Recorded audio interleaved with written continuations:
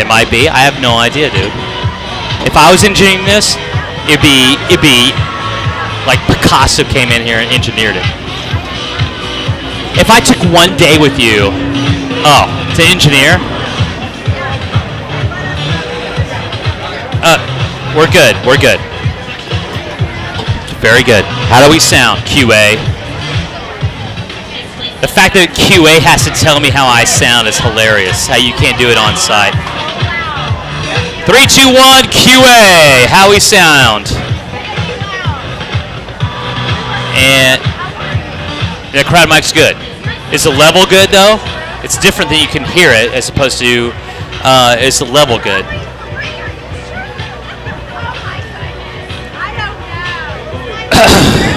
Oh, it is a hot one. I'm on this right here, and I can go up a little bit more if you like, and don't touch the amp because that's what's happening. No, I'm talking about QA. I don't care about you because you don't do the levels.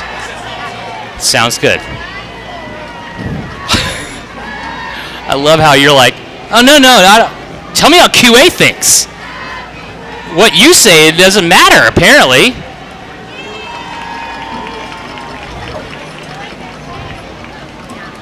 No social media today. Did not have time. So, another instance when Steve is not here. If, while I'm talking, which will not more than likely be the case considering how shortened our pregame is,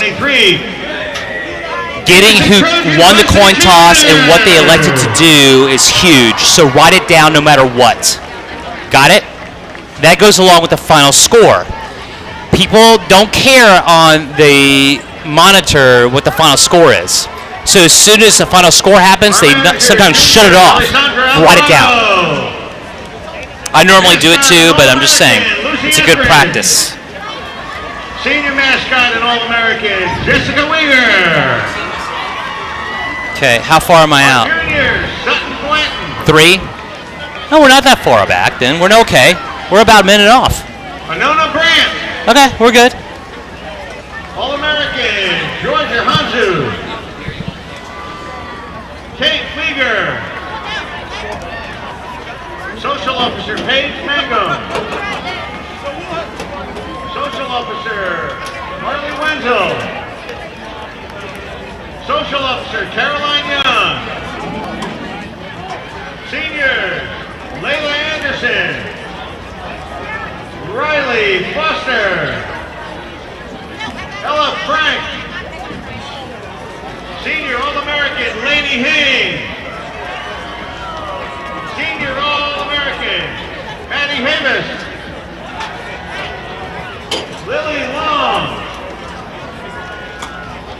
Major Rust. Senior and Head Social Officer, Ava Gerlich. Senior and Head Social Officer, All-American, Kendall Lawrence. Senior Varsity Captain, Kelsey Bailey. Senior Varsity Captain and Top Leadership Award, Izzy Nash.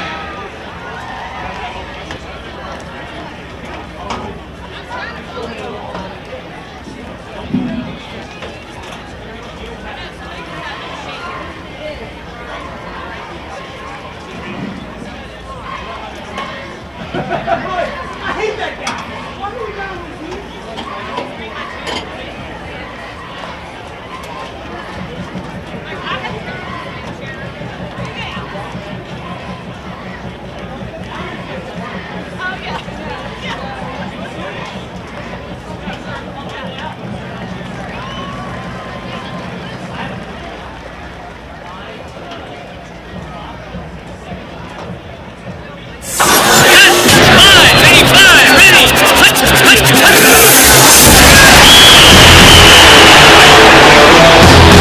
Welcome to the Robinson Creek Healthcare and Hospice broadcast of Bowie Bulldogs football on the Vype Live Broadcast Network. Presented by Defender Police Supply, Grave Care, and Circle C Orthodontics.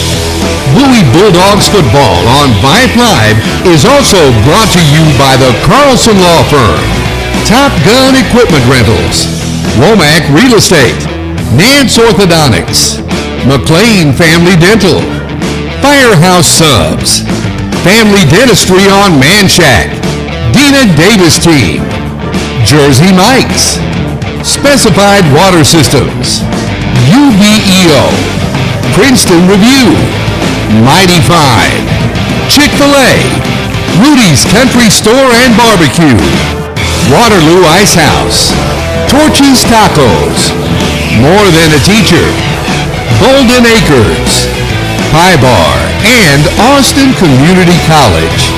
And now, along with producer Shane Showinski and color analyst Stephen Foster, here's the voice of the Bowie Bulldogs, Dee Hanson. Welcome, everybody. Thanks for joining us tonight from a picturesque house park with the Bowie Bulldogs looking to start the year 4-0 against a 1-3 newbies, the 26-6A Anderson Trojans. The game is powered by ABC Robinson Creek Healthcare and Hospice right here along the Vype Live network. My name is Dee Hanson, and I'm joined by our podcast partner in Steve Foster here very shortly. Bowie is coming off an emphatic W last week, blanking Del Valley 64-0. It was the third shutout pitched by the Bulldogs D in their last 10 games, dating back to last season. Junior nose tackle Garrett Gibson continues to impress after collecting 3 sacks last week against the Cardinals. This is a defense now that has held their first 3 opponents of the season under 300 yards of total offense, while also giving up a district-leading 6.6 points per game.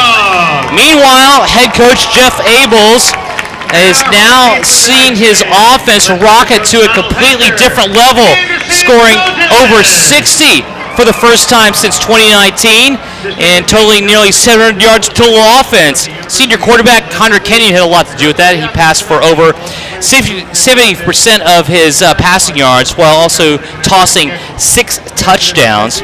4 to break out now senior wideout in Nehemiah Smith-Livingston. Tailback in Max Barnes also had a lot to do with it. He had a monster game, as he has all season long. He had over 200 yards of total offense, 2 touchdowns. Bowie is now trying to start a season 4-0 for the 4th time in the last 10 seasons. And now in their way, a familiar non-district, for a while, foe, and for a while at least, and now joining the ranks of 26-6A last summer, and that during the realignment in Anderson and the Trojans. The Anderson Trojans are 2-1. Could have started 3-0 for the first time since 2019. Had their district opener loss against Austin High not been decided by a 48-yard field goal. Nonetheless, first-year head coach and Donald Hatcher has his team playing a very different and exciting brand of football, relying on the arm of senior quarterback Fred Dale to score the points, which the Trojans have done so far. They're averaging over 34 points per game. The defense, led by 3-year starter and senior linebacker Ivy Webb, he has 10 tackles for a loss already on the year in 3 games on the docket, and they have held opponents in check by bending but not breaking. The 17th meeting between these two schools, a series dominated by Bowie, by the way, 14-2, and winners of the last 9. We'll see what happens, though. The last win for Anderson came back in 2010 here at House Park. This time, the game has a little bit more riding on it. Ever so precious win in probably the most difficult district in the state in 26-6A. We'll see what happens. Coming up next, we'll run through the starting lineups, the kickoff of tonight's contest between the Bowie Bulldogs and the Anderson Trojans under the Friday night lights here of House Park. You are listening to Bowie Bulldog Football, presented to you by Robinson Creek Healthcare and Hospice along the Vype Live Network. Do Do you have an aging parent or grandparent who needs health care at home? Robinson Creek Home Health and Hospice can help. Our skilled, compassionate healthcare staff treats patients right where they want to be, in the comfort of their home. Robinson Creek offers personalized programs including cardiac care, wound care, diabetes and medication management, orthopedic care and therapy, as well as hospice care. We're a local, female-owned company committed to doing things right. Visit rchomehealthhospice.com today. At Brave Care, we provide primary and urgent care tailored for kids ages 0 to 21. We do everything from regular checkups, sports physicals, and 24/7 support from our nurses by chat or over the phone. We even offer x-rays so you don't have to wait hours at the ER. Our Brave Care Clinic is located conveniently in Circle C between the two child development centers. We offer same-day appointments 365 days a year so we can always fit into your schedule. Find us at bravecare.com and through our Brave Care app. At Circle C Orthodontics, Dr. Fidel Del Toro and Dr. Jonathan Kimes love making beautiful, healthy smiles. Utilizing the latest advances in technology and techniques, the team at Circle C Ortho can help you look better and feel better too. Their practice philosophy focuses on patient-centered, personalized care. They take the time to get to know you as a person, not just a set of teeth or braces. Circle C Orthodontics, no referral needed, all insurance plans welcome, and affordable payment options available. More information at austin-braces.com, 512-394-0930.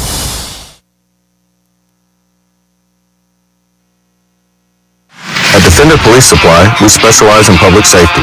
Our automatic license plate recognition cameras and software help solve as well as prevent crimes. We also offer a variety of security cameras, tactical equipment like body armor and ballistic shields, as well as infrared and thermal scopes. Defender Police Supply serves law enforcement, neighborhood associations, businesses, residential properties, and schools. Call me, Jason Graham, at 512-887-2577 or visit us online at defenderpolicesupply.com.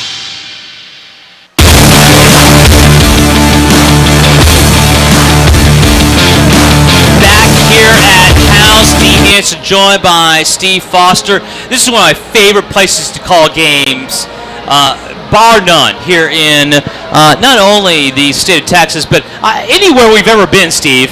House Park is one of those essentials. If you've not called a game here or seen a game here, got to come out here in the Central Texas area and do so. And I know this is one of those games that have been high on the priority list for both schools. Anderson coming out freshly out of 5A, 11-5A, and now they have a chance for the first time of the season to host a 6A school in the newly dawned 26-6A implemented change in how everything's going on.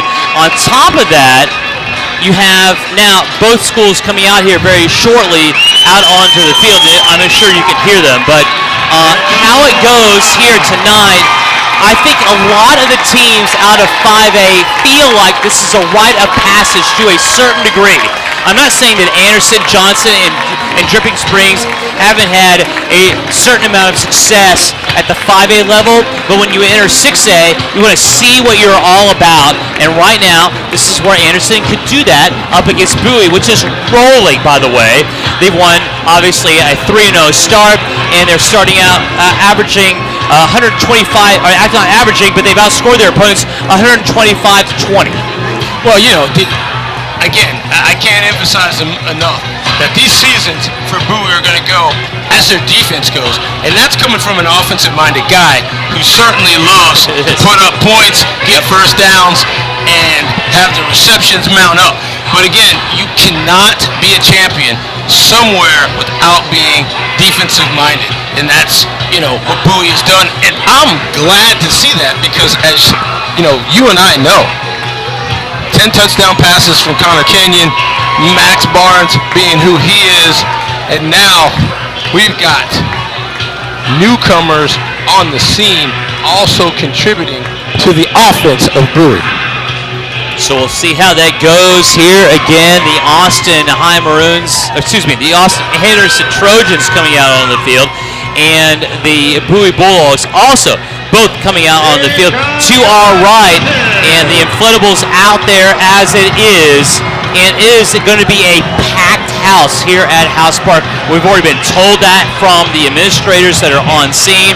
Austin High coming out in their full-on blacks, tops and bottoms, the white letters, numbers, and gold trim, and the blue helmets. And Bowie will be in their white tops, the gray pants, and the black letters, numbers, and red trim in the black helmets. But it is a full house on hand, and very excited and good atmosphere to take on here, to take on the 26 6A level here for Anderson, who has something to prove. They started out the season 2-0. They felt like, okay, well, here we go in. Fred Dale throwing it all out over on the field. This was a team that was dominated by the run. They changed everything how they did in their philosophy on offense and went strictly to the pass.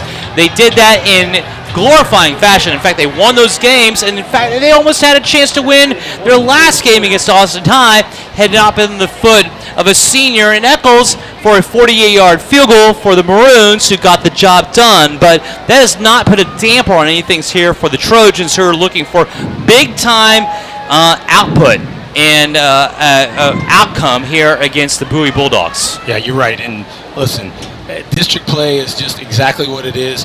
Heartbreak loss for the Trojans last week, as you mentioned, on the foot of Sam Eccles from 48 yards. In fact, the interesting thing about that is Eccles' foot has put Diego Nunez over to Bowie, and now there's an opportunity for games to be won by the Bowie kicker and Diego Nunez. But again, take nothing away from either of these teams. They both have winning records today, and they're both looking, again, to put up a win in district play. Two leading passers in the district going into this game as it stands. I understand Dripping Springs only has 2 games so far. They didn't play a district game last week, but Fred Dale and Connor Kenyon are your leading passers going into 26-6A across the area, and that's something to look forward to, along with also your 2 leading receivers. I mean, that's obviously going to happen, but with Ed Small, we'll look after him. He is the second leading receiver in the Austin area. He is committed to UT for baseball, by the way. And you also have Nehemiah Smith Livingston. With only 7 catches on the year, he has 289 yards, and he is also in the running for the top 10 of the best receivers of the Austin, Central Texas area. And we also will currently have the we actually have a few honorable mentions out there at midfield, Steve, to take on this coin flip for our officials, who are led by Stormy Johnson. Umpire is Jason Ruff. Mark Gonzalez is your head linesman. Line judge is Eric Love. And back judge is Mark Eastland. Tonight it is about 93 degrees. I can tell you honestly, here in the booth, it feels like it's 105, but the humidity continues to go down as the sun goes down. We'll see how that plays into effect as far as the conditioning of the players. And our wind will be unmentionable, about 4 miles per hour out of the northwest. We do have a slight congregation on both sides of the aisle here, both Anderson and Bowie. Coin toss has been made. Anderson has won it and will receive to our right, which is the north end zone, and which has also gone kind of in line with what Bowie has done all season long, which is defer throughout the year. But Anderson wants it in the hands of their senior quarterback, Fred Dale, at 6'1", 190. In what was a run-heavy offense. He handed off a lot last year. This is the exact opposite this year. This is a pass-dominated offense, which will try their efforts here against the pressure that Bowie's going to bring. Well, that's what I want to see. You mentioned the front of Bowie and the fact of Garrett Gibson, the junior defensive lineman. And, tonight kind of did a little focus. It is House Park, as you mentioned, D. I just focus more on the players because of just the feel for this stadium being in it and the nostalgia that it has to Austin. And, your guy, Garrett Gibson, Brady Bram, these guys look ready to play. They're sizable. I know the national anthem is coming. We'll take a break. Which we'll do. And we'll come back, and the starting line from the kickoff tonight's contest between Anderson and Bowie right here. And you are listening to Bowie Bulldog Football.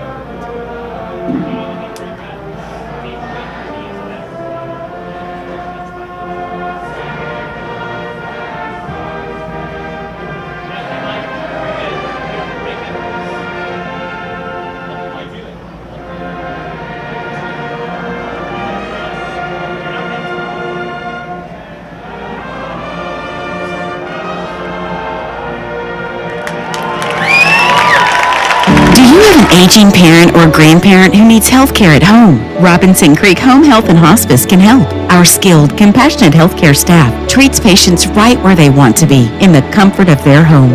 Robinson Creek offers personalized programs including cardiac care, wound care, diabetes and medication management, orthopedic care and therapy, as well as hospice care. We're a local, female-owned company committed to doing things right. Visit rchomehealthhospice.com today.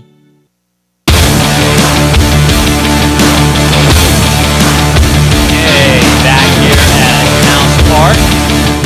D. Hanson joined by Steve Foster.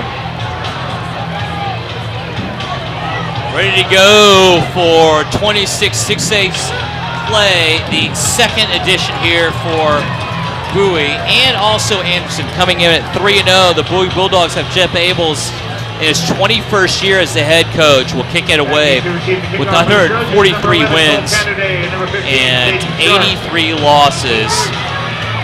Donald Hatcher's in his first year. He's taking over for Roderick Thompson. Now, Bowie did take on Roderick Thompson earlier on in the season. He was the defensive coordinator for Mr. Ridge to start out the season. And now it will be kicking away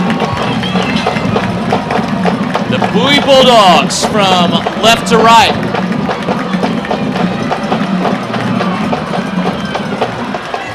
Jabi to do the honors, and he will do so from left to right. It is field on the far side field around the 6-yard line, brought up to the 9-yard line. The special teams making the big-time play there, and bringing it up was Cole Canaday. We will say his name a lot during the course of this contest. And now the black-clad Anderson Trojans will come out onto the field. And a person's coming up, and a penalty against the Bowie Bulldogs also on the return. Offsides. So that may move the ball from the 20 to the 25 if accepted, which I would believe it would be. Yep, and interestingly enough, the same starting position as if the kickoff was not returned. But you got to love it. I mean, it's a thrill play. If you can get it done, get the best yardage you can. All the eyes will be on Fred Dale, the starting quarterback for the Anderson Trojans, out of the shotgun. And to his left will be James Dante, the senior. He'll be the lone back, trips left-hand side. And now back will be Dale. He'll throw out right-hand side. It is caught. Missed tackle at the 29-yard line upfield. Far side sideline past the 40 to the 41-yard line. That's going to be the difference in this game, Steve, are the tackles in this game. Cole Kennedy, with only his third reception of the season, gets a first down on an 11-yard pass play. Yeah, and the thing is, you got to come under control in open field opportunities to make tackles. Quads right-hand side. And they throw it out left-hand side, and it is complete in upfield for about a 5-yard gain on the pitch and catch. It goes out to Andy Sloan, and he is the leading receiver of the game for Anderson.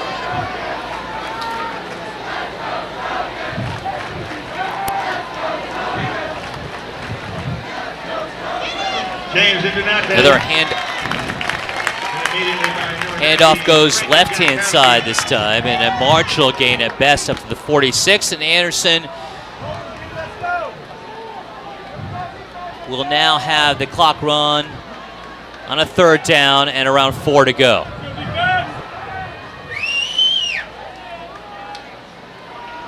Trips right-hand side. Dale wings it left, and I think there was a miscommunication there. Sitting in was Blackerby, and instead threw out left, and Dale just threw it out of bounds. Near side sideline. That will go incomplete, and Anderson will have to relinquish the ball. First down 10. Well, the receiver and the quarterback not on the same page. Could have been a very simple pitch and catch, D, but instead, 4th and 4. Ed Small will kick it away. Ingleson right-hand side. It's filled at the 26-yard line. Bringing it right-hand side is Carmine Eli.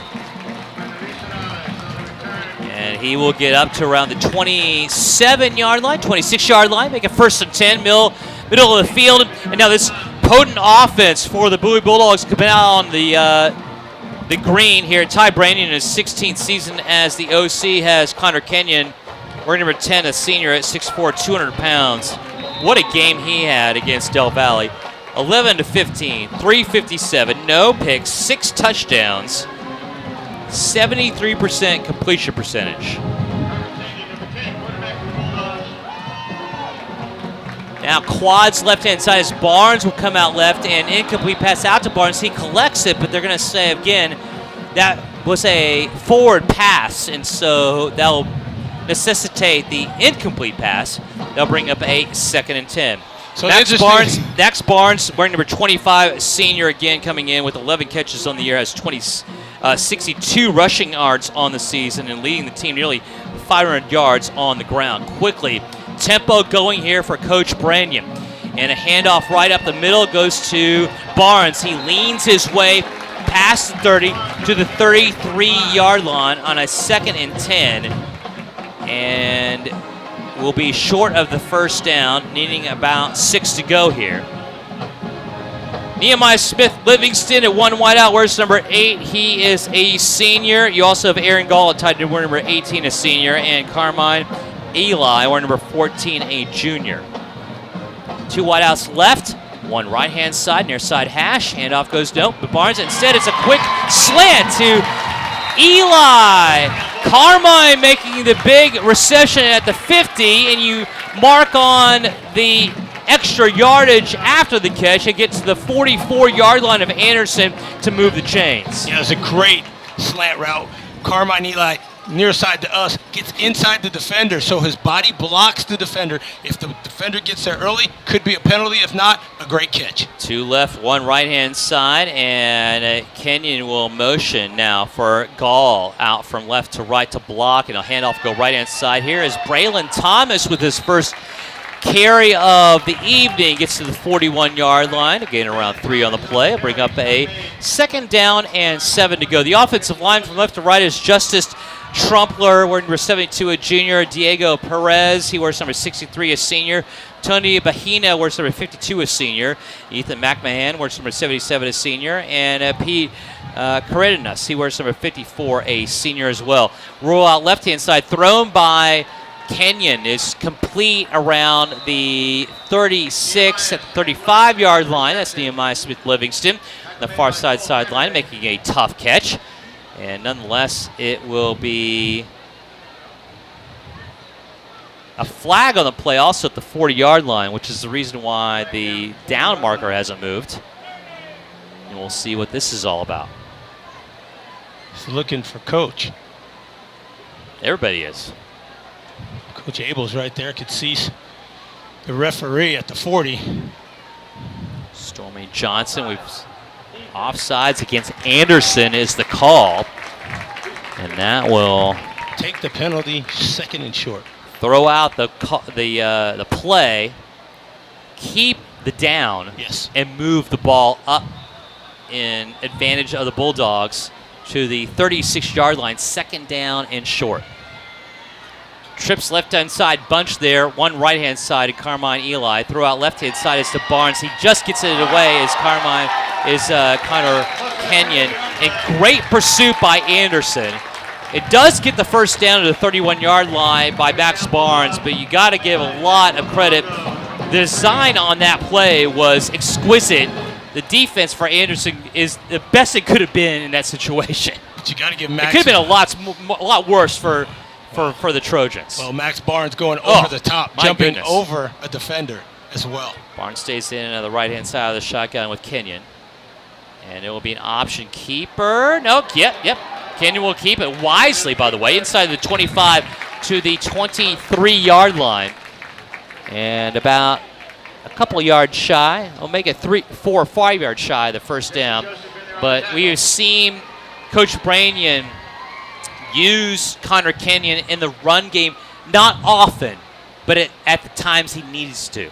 Well, effective, and Connor's made some really good decisions in the run-pass option to keep the ball and not get his running back blown up. Trips left-hand side, and Kenyon now will pitch it left-hand side. Here's Barnes, breaks it back in at the 20. Now, because of his blockers and the defense by Anderson, will break it back in from the 20 to the 19-yard line, make the most of that play. You have to imagine, though, here, Steve, this is a defense for Anderson that's coming in, giving up around 12 points per game. They were very good last year as well, but you can't look past Ivy Webb, number 44. He led the district in tackles, over 12.5 a game last year. 52 tackles already this season through 3 games, 10 for a loss, 3 sacks. He is one to be reckoned with. He is, but run away from him. That's a good plan. Good plan. Barnes in motion now, play action to him. And Kenyon now looking deep down the right sideline in the end zone. It'll be incomplete. Double coverage there, but even based on that, you did have Carmine Eli open and just slightly overthrown. Yeah, good route by Carmine. Eli running a post corner, and that's one of those ones that you saw Connor Kenyon last week throw to Eli in the far left corner for a touchdown. 2 right, 1 left. We're going left to right, and the long side of the field, right-hand side, and a handoff will go to Barnes, trying to find blockers. He does, and he'll get all the way down to the 12-yard line. You feel like Bowie has the luxury of going to the end zone ever so often, but they need the tough earned yardage on a 3rd and 3. They go to Max Barnes, and they get the chains to move. Yeah, now they go to Max Barnes and the Wild Dog at 3rd and 3. 6:44 left here in the first quarter of play. And that brings up a 3rd and 3 after the 2nd and long. And Barnes again will come out. And Thomas to his right. In motion is Carmine Eli. Barnes keeps it. He goes up the middle. And they'll go into the end zone for a touchdown. 12 yards out. And the Bowie Bulldogs strike first on their first offensive series. Good decision making by Max Barnes. 12 yards out. Was patient again, cut back, and there was a seam. The backside, the left side, as he came right after the motion man cleared the formation and just cuts it up and does a little skip to Malou and roll into the north end zone D for 6. You go Nunez out to attempt the extra point. Oliver Ray on the hold. The snap is back, and Nunez will kick this one through to make it a square 7-0 lead for the Bowie Bulldogs. 6:37 left here in the first quarter play against the Anderson Trojans at House Park. This is Bowie Bulldog football. Do you have an aging parent or grandparent who needs health care at home? Robinson Creek Home Health and Hospice can help. Our skilled, compassionate healthcare staff treats patients right where they want to be, in the comfort of their home.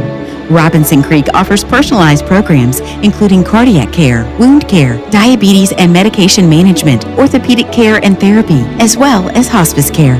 We're a local, female-owned company committed to doing things right. Visit rchomehealthhospice.com today.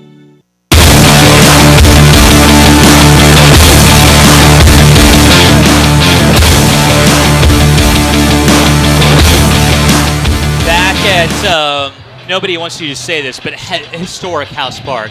Built in 1939 here in the central Texas, in the actually dead center of the city here of Austin. The Bowie Bulldogs infiltrating House Park to take on the Anderson Trojans have taken an early 7-0 lead on the strength of, guess what, Max Barnes on a run.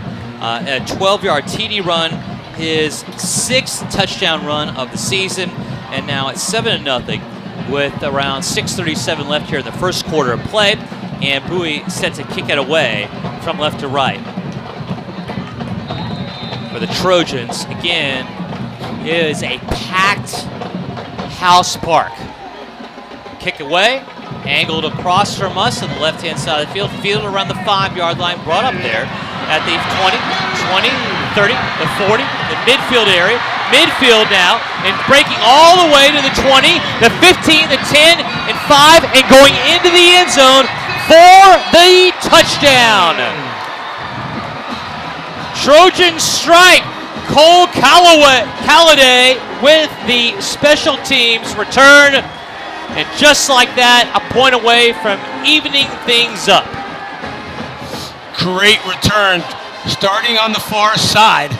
Just found a little seam and outran everybody. That was 97 yards, D. Cut the ball on the 3. A good kick. Far corner, but brought back near side to us. And just everybody did what they were supposed to do.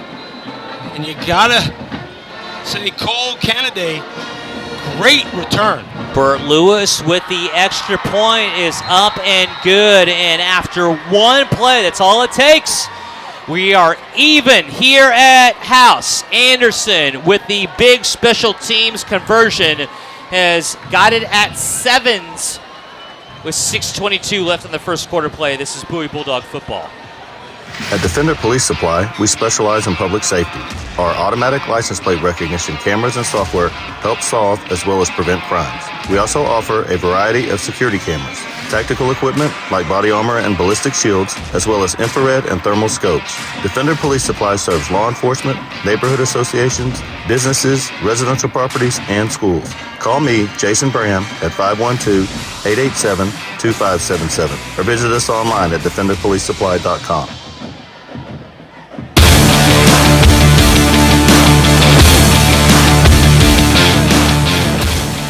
Striking right back, the Anderson Trojans get the big-time special teams play to even things up here at House Park, 7-7. Thanks for joining us back here again. D. Hanson joined by Steve Foster here along the Vype Live Network. Bowie Bulldogs went down the field methodically to a certain large degree. Got the 12-yard touchdown run by Max Barnes, feeling like they had another big-time edge against a team they've really rarely ever lost to in this 17th meeting between these two schools. A 14-2 advantage for Bowie, but Anderson striking right back. Calladay on special teams returning the kickoff. 97 yards for a TD. We're even at 7. That's great response back to, as you mentioned, a very well methodical drive by Bowie. Here is Small again, kicking it away, and it will stay.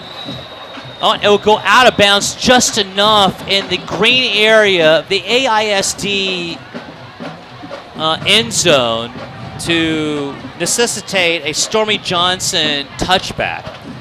They'll bring up the ball to the 25-yard line. Interestingly enough, I've never known this, but wherever the ball is in the end zone, Steve, if it's a touchback, Yeah. If it's closer to one hash line to the other, that's where they're going to mark it. I never knew where they went with that, so that's where they go. Yes, Well, that no, is I'm correct. I'm not as smart as you. Well, you I didn't probably go to- never I didn't did. go to Princeton. No, you probably never did any kickoff returns, D. Well, no, why would I? I was you're a shooting hoopster. free throws. You're when a you did that. hoopster. That's right. I was returning kicks. Here's Connor Kenyon now out of the shotgun, handing off. Here's Barnes breaking it back in to the 30 to 31 yard line as flashes go off. Max Barnes has been a much ballyhooed player here for Bowie across the Austin American Statesman, and a lot for that reason as he gets the handoff and gains 6 on the running play. Max Barnes last week against Del Valle had over 200 yards of total offense, most of it coming off the ground. 16 carries, 173 yards. That's over 10 yards per carry, Steve. And now play action, pump fake right, and now here's Kenyon in a bit of trouble. Steps up in the pocket, now has some wisdom, runs the ball instead, and goes to the 34-yard line. And that might, as we look down the field, Steve, might have been the best play for Connor Kenyon. Well, Connor Kenyon and anybody, I always like to get one good hit. It just really made all of the nervous energy kind of align. And right there, Connor Kenyon did everything he could to stay alive, to look for a receiver downfield. He didn't, but what he did do was pick up enough yardage to have 3rd and 1 and have the wild dog led by Max Barnes back on the field. 3rd and 1, the Bulldogs are that close. Barnes will keep it and lower the right shoulder. He'll get the first down. The forward progress gets him already to the 37-yard line, which is well enough for the Bulldogs, which will move the chains. Well, I tell you what, Max was content on picking up the first down. Had he seen backside, there was an opening between the guard and the tackle that he may have taken to the house. But don't get greedy. Keep moving the chains. And as you mentioned, the first drive was methodical. So should the next. 2 receivers right. 1 left-hand side. The handoff will go middle, and now breaking it left is Barnes. He gets past the 40 to the 42-yard line on a 1st and 10 carry from the 37 and gain 4. I tell you, Austin Miller, the defensive back for the Trojans, recognizing how difficult it is to tackle Max Barnes in space.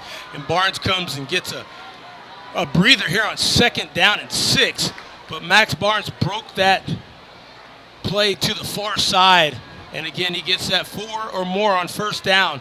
And now here at the 41, a lot of options for Connor Kenyon in the Bowie offense. Bowie using the clock here. Hirschauer coming in. He trips right-hand side. And then throw on a quick slant. Caught by Nehemiah Smith-Livingston at around the 48. He moves it up into Anderson territory at their 48-yard line. And that will bring up a 1st down on the pitch and catch there from Kenyon to Nehemiah Smith-Livingston. And that was a nice tight spiral coming near side to us. A good target, a big target is Nehemiah Smith-Livingston. And as you mentioned, D, right there at the 48, it was a great route past the sticks. So a 1st down was accomplished as soon as the ball was caught. Got to learn along the way. 1st and 10 now from the 48 of the Trojans. Smith-Livingston in motion from right to left. He gets the handoff on the sweep and then is upended at midfield.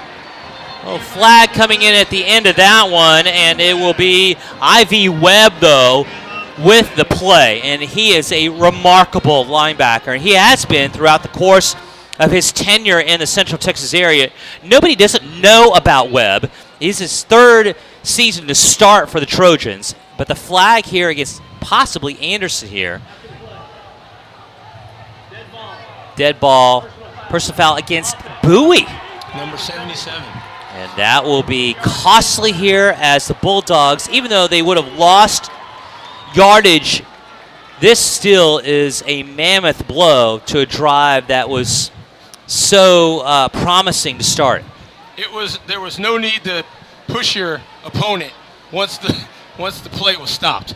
And I know offensive linemen, I love them, but you got to be smart. You can't push your opponent right in front of an official. For 1 ounce, 2 split to each side, and on a 2nd and 27. Barnes in motion from left to right will join the long side of the field nearest to us. Play action. Here's Kenyon now looking middle of the field. Now actually tosses it deep right side. right place to go, just slightly overthrowing his intended receiver in Nehemiah Smith Livingston, and good coverage down the field by Weston Wappler. And there's nothing better than to have your twin brother, Cade Wappler, being your backup. And that's what's going on here with Anderson on the near side sideline. But now, nearest to us, they're going to put Cole Kennedy on top of Nehemiah Smith Livingston, the safety. Now they're going left-hand side. It is caught at around the 35-yard line, and the far side sideline out of bounds near the 40 to 42-yard line is where the ball is going to go to Braylon Thomas. And that'll bring up a 4th down and long, and Bowie will be forced to punt it away, and Kennedy back to receive, and he is dangerous, obviously return. Yeah, and, Bowie stopped themselves on that drive, unfortunately, D. An unnecessary dead ball foul for 15 yards really backed up the offense that I think can go all night. Noah Gill will punt it away. Gets this one high end-over-end kick. And it is a nice one hitting the 19-yard line, far side sideline. Goes inside the 10. It'll be touched up at the 11. But that was a beautiful punt here across the skyline of downtown Austin. And as the sun does finally subside, Steve, we have a beautiful scene here. And even though the city is behind us, I know what it is like here. It's a wonderful venue to come out and watch a high school football game. If you haven't come out at House Park right here, you got to, off of Lamar Infield. Is a beautiful, beautiful venue. It is. And again, like I said, I've watched games here. I've played a couple here as well for some charity, and it's a great venue. Fred Dale now in a 1st and 10 from his own 11-yard line. Gets it out left-hand side. Bennett Blackerby, the senior wideout, with his 20th reception of the season, gets the 9-yard pitch and catch, and quickly now to the line. Not wasting any time is Jason Napoli in his first year as the OC. Will get the Anderson Trojans back in business. Here is Dale again, wings it left-hand side. Blackerby with the reception again. Near side sideline, out of bounds at the 24-yard line, knocked out. And this is going to be an adjustment period here for Darryl Powell, who is the main corner on this side, and he is doing so, adjusting quite well. You can see Blackerby like, get the play in, let's go. Right. 2:01 left here in the first quarter. Anderson down 7-0. Looking for some action here on the run game. Flag flies on the run up to the 34-yard line on the carry. And Dayton Williams, the junior running back, with the carry, but looks as though this is kind of in the vicinity of a holding call. Yeah. Against the Trojans, middle of the field, around the 31.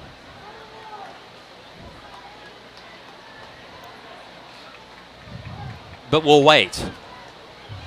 There it is. Oh, well, that's a whole different ball game, and we'll certainly wait for those. Yeah. Well, here's the other thing. The aggressiveness and the assertiveness of the 3-3, the 6 defenders, now getting recognition because it looks like the Trojans may have some difficulty in stopping Aaron Gall. Very good point. And your guy, Garrett Gibson, et al. Garrett Gibson coming off a 3-sack performance and a design rollout by Dale, looking for the screen left-hand side, throws it deep down the left sideline, and it'll be incomplete. Good coverage on a bump and run there by Dowell again. He's matched up one-on-one on the near side sideline against Blackerby, and that'll bring up a 2nd and 23. But it's clear to me, and I'm not even an aficionado amongst the play calling, the Trojans are going after this side of the field. They are. Their 2 best receivers are near side to us in 22 and 18. Here's Dale again now, the shotgun, looking right-hand side and roll right-hand side, and Bram gives him some pressure, throws it right, and it'll be incomplete.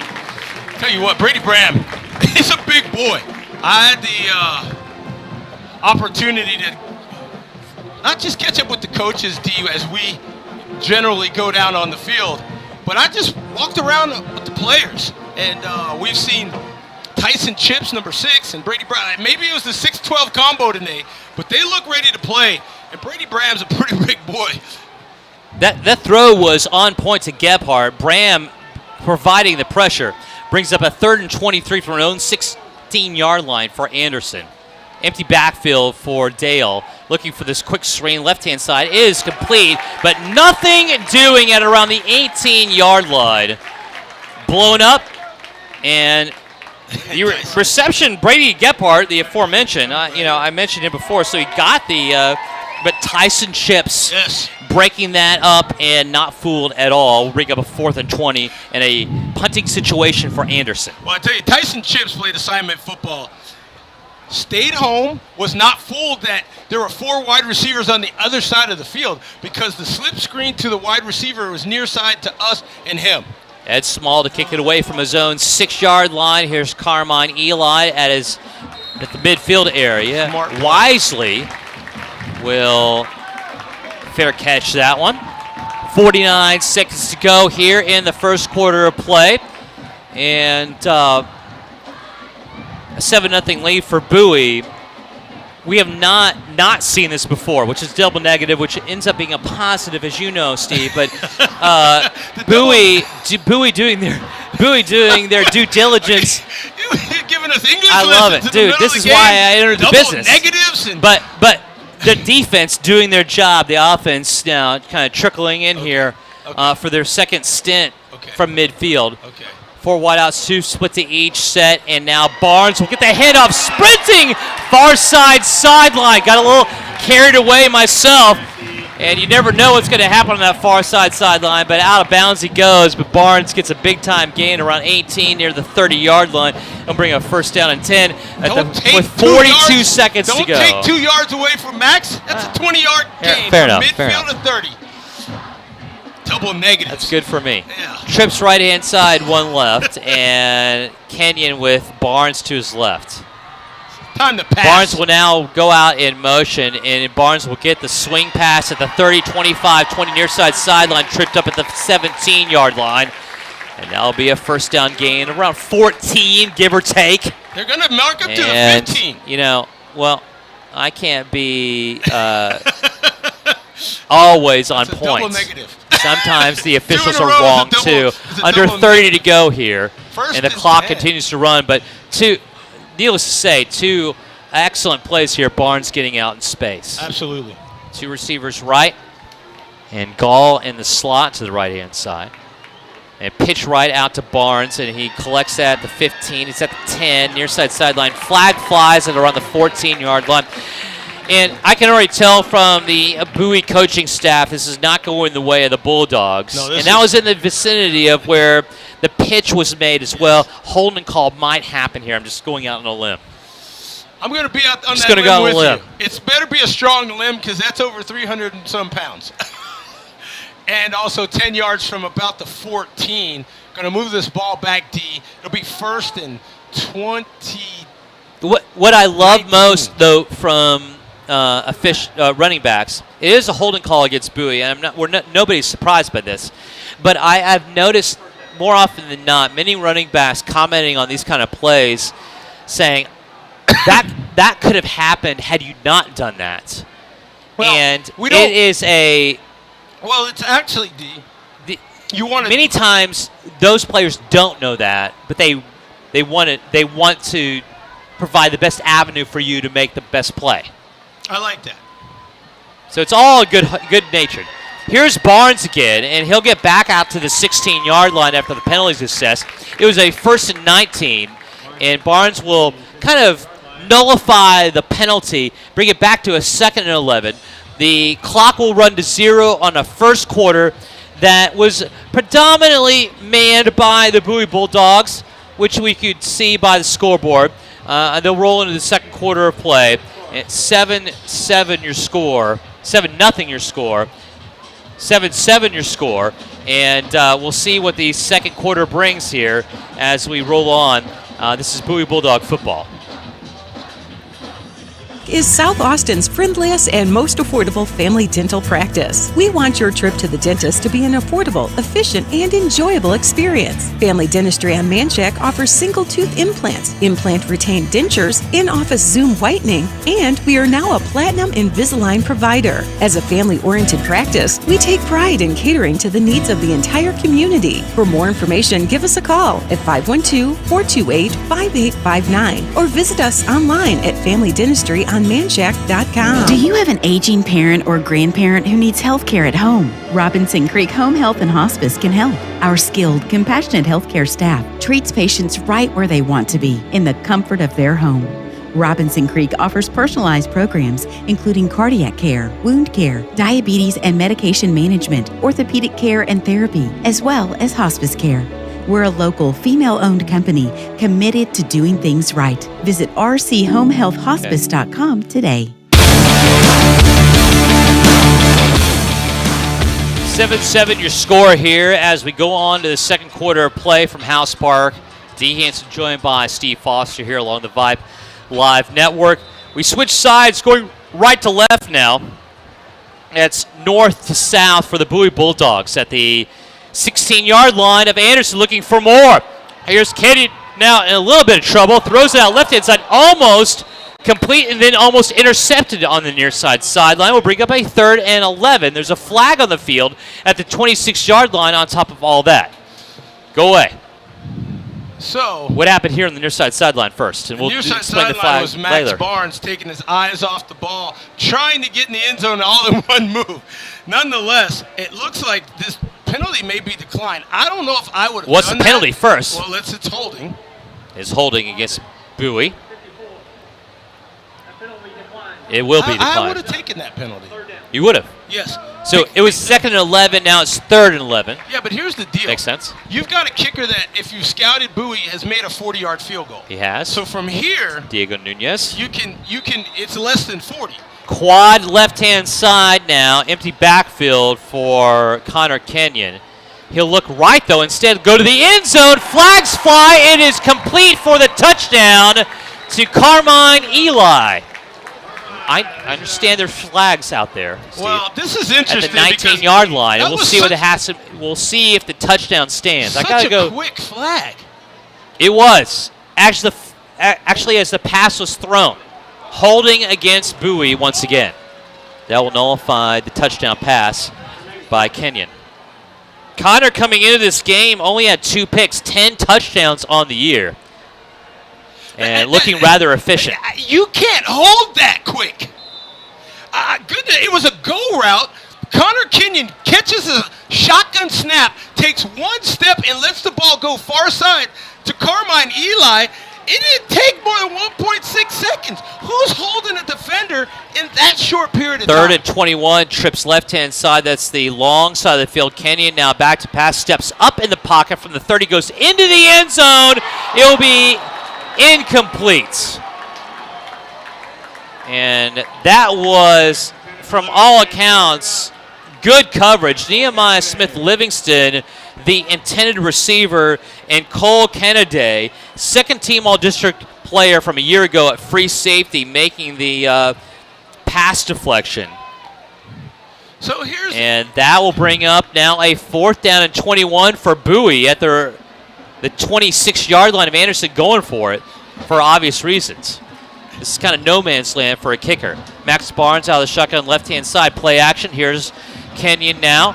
He's looking up in the field and now lose the football after he gets hit at around the 28-yard line. And I believe the Trojans have recovered, and they have. Getting on top of that football for Anderson was Garrett Crownover, the senior defensive lineman. That's the first turnover of the game. And Bowie unable to move that football down the field. In fact, they got into red zone territory, went backwards based on penalties. And now still not at 7 with about 11 and a half to go here in the second quarter. Well, that quick holding call on a go route. Got it. You know. Yep. I got it. But Bowie with their first turnover, they have not committed many of those during the course of the season. That's only their fourth giveaway on the ground. Here's Dale now in the play action. Throws right-hand side. Flag is thrown. Incomplete. Nobody in the vicinity. This should be a holding call against the Anderson offensive line. It's 1st and 10 from their own 28, by the way. Yeah, if you're going to call holding on Bowie with the rush that this Bowie defense is putting on a very good quarterback, as you mentioned. And Fred Dale. Fred Dale, number 2 in the area. He is. Started out with over 900 These are the yards two passing. top passers in the area in 26-6A, by the way. Right. Now, that's not taking anything from Nova's side, who's only played 2 games on the season, minus the Dripping Springs didn't have 1 whole game to factor into And that. an early bye week. Early bye week. 1st and 20 after the penalty is assessed at their own 18-yard line. Trips left-hand side. Here's Dale back to, now he'll run it, and he is adept to run, by the way. He's at 25, 30 far side sideline, and he's at the 35-yard line, if I'm marking correctly, all the way up to the 30. Well, I mean, get the ball, and now bring it back to the 35-yard line. There it is. Take a 2nd and 3. And yeah. Great Nonetheless, job great run by Dale. sneaking out the back door. Bowie was in man coverage, so no one was home backside. And then Data is the running back. He gets the handoff out of the shotgun, and he will actually lose a yard to the 39. Actually gain about 4 to the 39. And get the first down. 1st and 10 here for the Trojans. And as But crazy quickly as to the line. As crazy as this sounds, having Anderson take the ball and winning the toss may hurt them. Here's Dale now. 7-7 your score. 10:48 left in the second quarter. And a handoff goes to Inedite. And now this time he will lose yardage to the 37-yard line. Bram getting in there and making the big-time TFL. And that is his 3rd of the season. I mentioned him and Tyson Chips. Saw them on the field. Both of them playing well. Patrick going tempo here for the Trojans. 4 wideouts, 2 split to each side. Here comes the blitz up the middle. Throughout left-hand side, it's incomplete. A lot of it had to do with the hit on the far side sideline by Dower Powell. Brady Gebhardt, and that will bring up a 3rd and 12 for Anderson. Timing everything on defense here for Bowie. Well, 2 smash hits by the defense. I don't know about timing, but they just knocked Anderson right in the mouth twice. Brady Bram and then Dower Powell. Well, if you're early, that's a pass interference call. Trips right-hand side. Here is Dale out of the shotgun. Claps a couple of times. Back to pass. Has some time. Now he is definitely hounded. Throws on the run. Throws right-hand side. It is caught near the first down marker, but he should be very shy, about 6 yards shy of the first down on the pitch and catch. Fernando De Leon, the tight end, making the reception at the 48-yard line of the Trojans. First down marker is at the 45-yard line of the Bulldogs. Fake punt? Actually, they're going to mark it, at the 49-yard line. Got a marker over there. I was looking over their far side sideline. Near side, they're going for it, obviously. 4th and 1 at their own 48. No, they're in punt formation. And they are, but they're going to go for it. Timeout taken on the field on a 4th and 1 by Anderson. We'll keep it here with 9:33. Tempo, we imagine, might be a factor in this, Steve. And Anderson is not letting this Bowie defense have any kind of breath to think about anything. Well, I tell you, Bowie brought it, and Fred Dale responded. Rolling near side to us, really running for his life. Now, I think you're right. Now that the timeout's been called, I think the offense is coming back on the field. But they were in punt formation, D. Hansen. They were. So now it looks like the offense is going to come back on. But what you could look at is a Anderson team looking to draw Bowie's defense off sides here on 4th and 1. We'll see. A team that's averaging over 15 yards per pass. If they have time. And that is what they do. They pass the ball. They do not run any factor. And it's 4th down and 1 from their own 45. 48-yard line. This looks like a quick kick formation. You got number 60 offensive lineman in the backfield. Dale now is your deep man, though, still the quarterback. And it will be a handoff. No, keeper. Dale will throw it. Middle of the field. Caught at the 35. Still on his feet. And then shoestring tackle at the 15-yard line. Saving the touchdown. Down the middle of the field.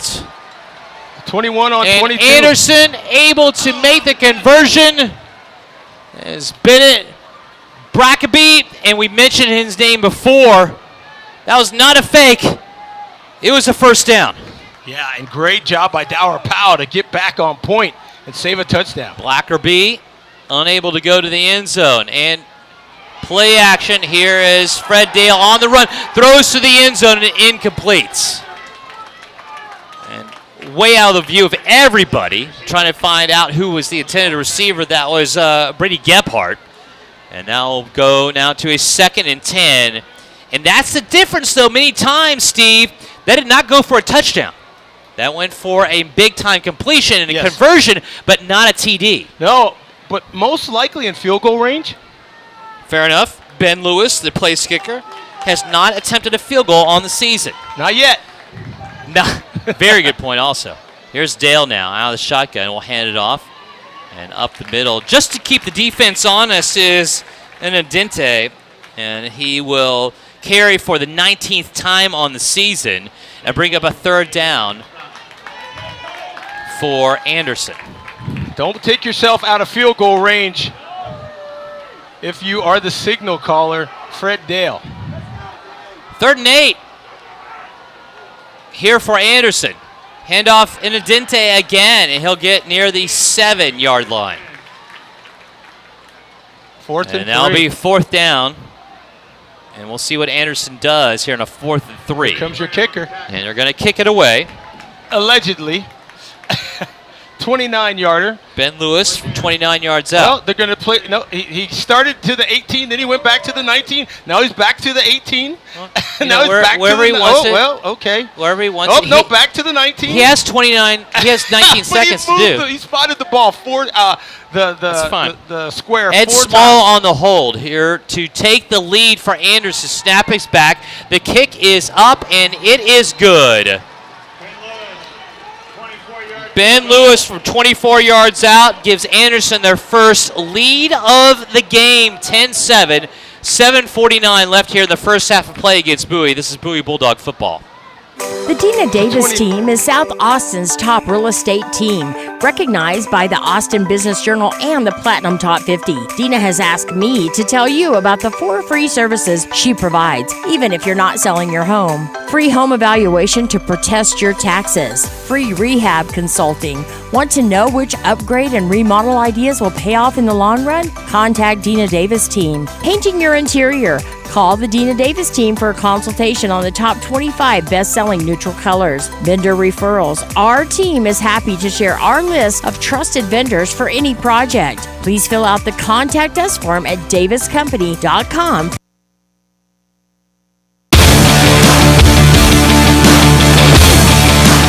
Back in business here at House Park, and Anderson has the lead now as we get closer to halftime against the Bowie Bulldogs, 10-7. D. Hanson joined by Steve Foster here along the Vype Live Network. 7:49 left in the first half of play.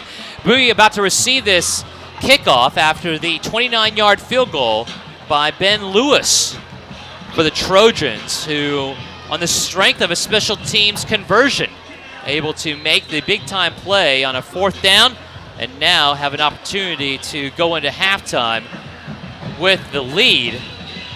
Anderson won the coin toss, elected to receive, so Bowie will get the second half kickoff no matter what. Here's the kickoff from Small, angles at right-hand side, go out the back end of the end zone between the I and the S, so the block letters in white, and the end zone to our right-hand side. That's the north side of the end zone.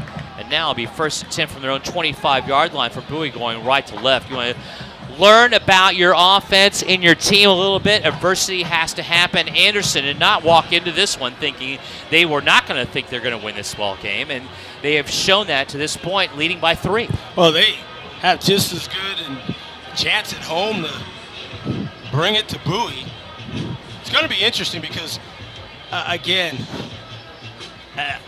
unbelievable kickoff return for a touchdown. Okay, so without that, not much offense by Anderson. But again, it all counts. They drained the clock when they needed to. It as all well. counts, as you said. It all counts. As you Very say. good point. Let's see what happens now, partner. 4 wideouts, 2 split to each side, going right to left here for the Bulldogs at their own 30-yard line on the far side hash.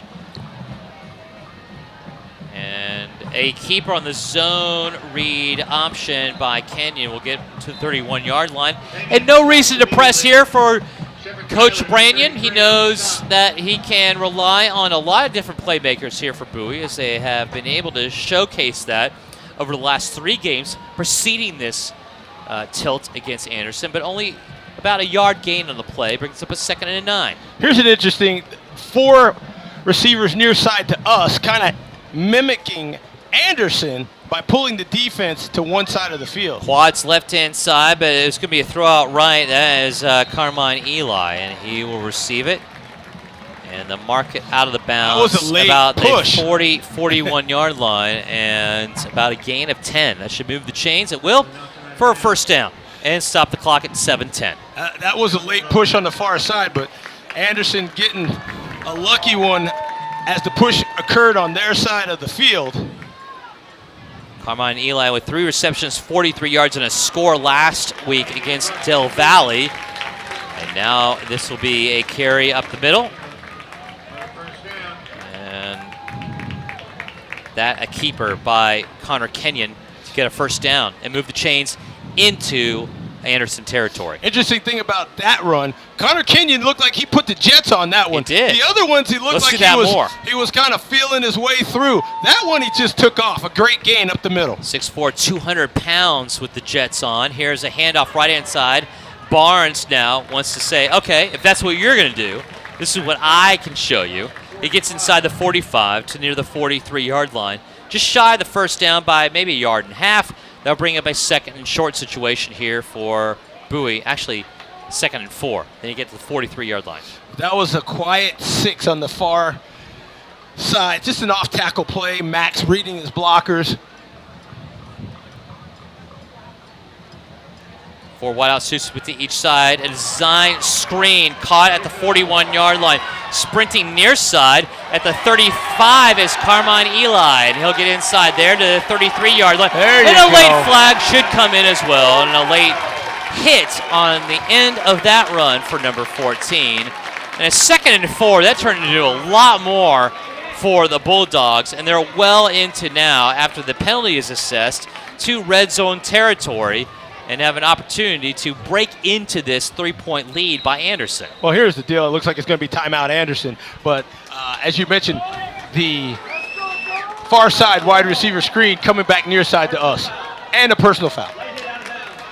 We'll keep it here. The late hit on out of bounds. So there was 5:58 left. There was a late hit on the far side, which was Anderson's sideline, that got comped. This side, where you had the Bowie fans and the coaches, when the late hit occurred on Carmine Eli, you get the 15 yards because, of course, a lot more encouragement where the white jerseys are than the dark. Let me tell you something I picked up on from our guy Sean Clinch prior to the game. Anderson tonight Who's wearing Sean these. Clinch, by the way? Nobody Sean knows who you're Clinch, talking about. Former Austin sportscaster and Anderson High alum and current broadcaster for the Anderson High Trojans, said the reason why the Anderson Trojans having the black unis and not the blue and gold is to honor the old Anderson High on the east side was the predominantly black high school. And they did that against McCallum during the Taco Shack Bowl as well. And they're trying to invoke those same ghosts here tonight. Bowie trying to stave that off. Now, after the penalties assessed, as I said, they're at the 17-yard line, 1st and 10, under 6 to go. In motion now, Nehemiah Smith-Livingston. Handoff goes to, on the misdirection, to Barnes. There's a flag in the play at the 19-yard line, and Barnes will have a reasonable game. We'll see what the penalty has to say about this. Still, our officials tonight have done, I think, a whale of a job compared to Cedar Ridge. And if you think I'm going to leave this be, Steve, every game we call where the officials are better than Cedar Ridge, I will let you know. I was going to say we're going to donate. No, every game where they are better than Cedar Ridge. We go through a half where they're better than Cedar Ridge, I'll let you know. Okay. Yeah, that's how bad they were. I just thought First and 5 after the penalties assessed against Anderson. 5:48 and counting down. Here is a keeper right-hand side and well snuffed out by Webb and Middleton here for Anderson. And Connor Kenyon, although probably still doing the right thing by keeping the football down the right side, gains 4 in the play. I want to accentuate the talent level on the Anderson side of the football by Ivy Webb, first-team All-District player from a year ago. Jesus Antonio also as well. These are premier linebackers across the state. 2nd and 6. 2nd and 6 from the 13-yard line. About 5 minutes to go now. And now it will be Kenyon with a handoff to Barnes inside the 10. He gets to near the 6-yard line before he's blasted back for progress. Should be we'll first give down. Barnes down, and it should be. I go by the officials first, and it will be a first down and goal to go here. You know who we haven't seen? Bowie. We haven't seen our guy John Burkowski, number 44.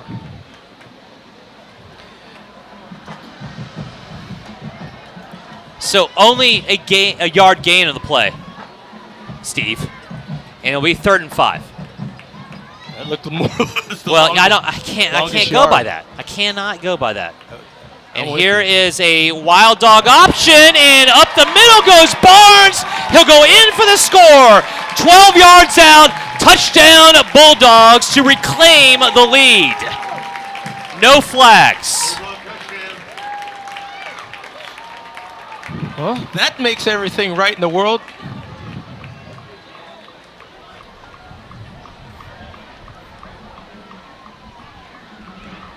What sprung that? Like the wild dog. Wild dog helps, obviously, but the offensive line, we got to give us credit. Like middle of that line, Bahina obviously came into the season with a lot of onus on him too, and he's obviously done the job.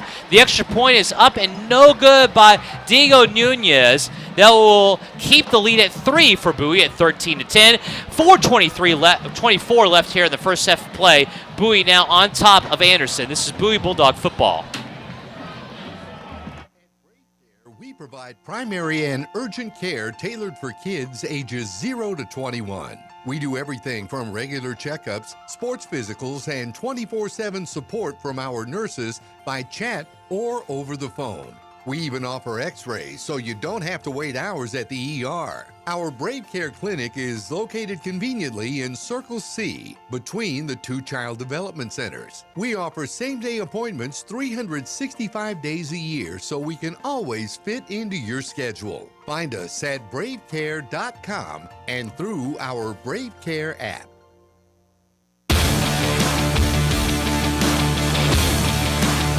Couple of touchdown runs by Max Barnes has Bowie on top, 13-10 after the missed extra point, though still up by 3 here against the Anderson Trojans. D. Hanson joined by Steve Foster here along the Vype Live Network. Thanks for joining us here this evening from House Park. It is now a much more pleasant evening, around 78 degrees. Yes, the humidity is still up there, but I'm glad to have that sun out of here, Steve. We were baking here on the other side. The 1939 still confines here of House Park. Although the scoreboards have changed across AISD, we also know that the press boxes should also be coming as well. Here's a very short kick, and now fielded at around the 20-yard line and upfield. I know that was predetermined. I'm sure that, though, Kennedy didn't realize it was going to be that short. he was able to scoop that up. And I'm sure that also Bowie is very happy, especially Sam Miller as the special teams coordinator for the Bulldogs. That didn't go any farther because Canada had a huge return for a touchdown earlier in this game. Well, that was a great kickoff because it was pooched to where there was the biggest gap between the back return man. Even with the 5-yard penalty, you don't get the ball to the 30. There is a penalty on the play, and it will be offsides against Bowie, which will be at the end of that run. 5 yards, though, only assessed here at the end, which will have the ball at the 29-yard line near side hash mark going left to right here for the Anderson Trojans. And the illustrious scoreboard now right. Okay. Yep. 2 receivers, 1 receiver left, 1 right-hand side. Play action. Dale in massive trouble on his feet. Throws right-hand side going near side sideline. It is caught on the near side sideline. The officials have to make the call, and they say it's caught at the 48-yard line by Ed Small, who is the leading receiver on this team and as a sophomore. And if you had a challenge flag, you would throw it. But it is not going to be the case. And quick to the line here are the Trojans, 1st and 10. And they're going to be back at the 47-yard line. And a great gain on the first possession. Here is Dale now. He'll keep it up the middle wisely. He'll get all the way near the 40-yard line. Mark him at the 41-yard line. Good call right there. Change of pace. Not changing anything. Under 4 to go now. Quick to the line. Here's Dale. For wideout students, split to each side again.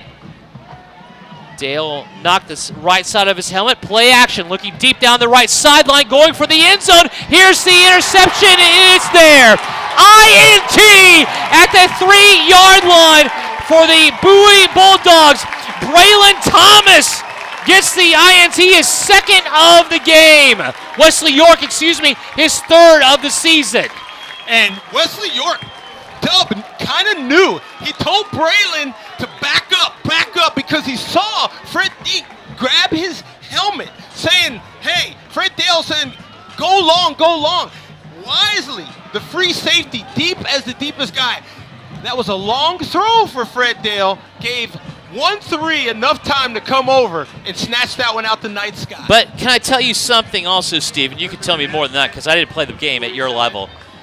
If you're going that quick, as fast as you can, no matter what, you fear the defense to a certain degree. A little bit. You want to catch them off guard, at least. And they tried. Yes. And what happened? It failed.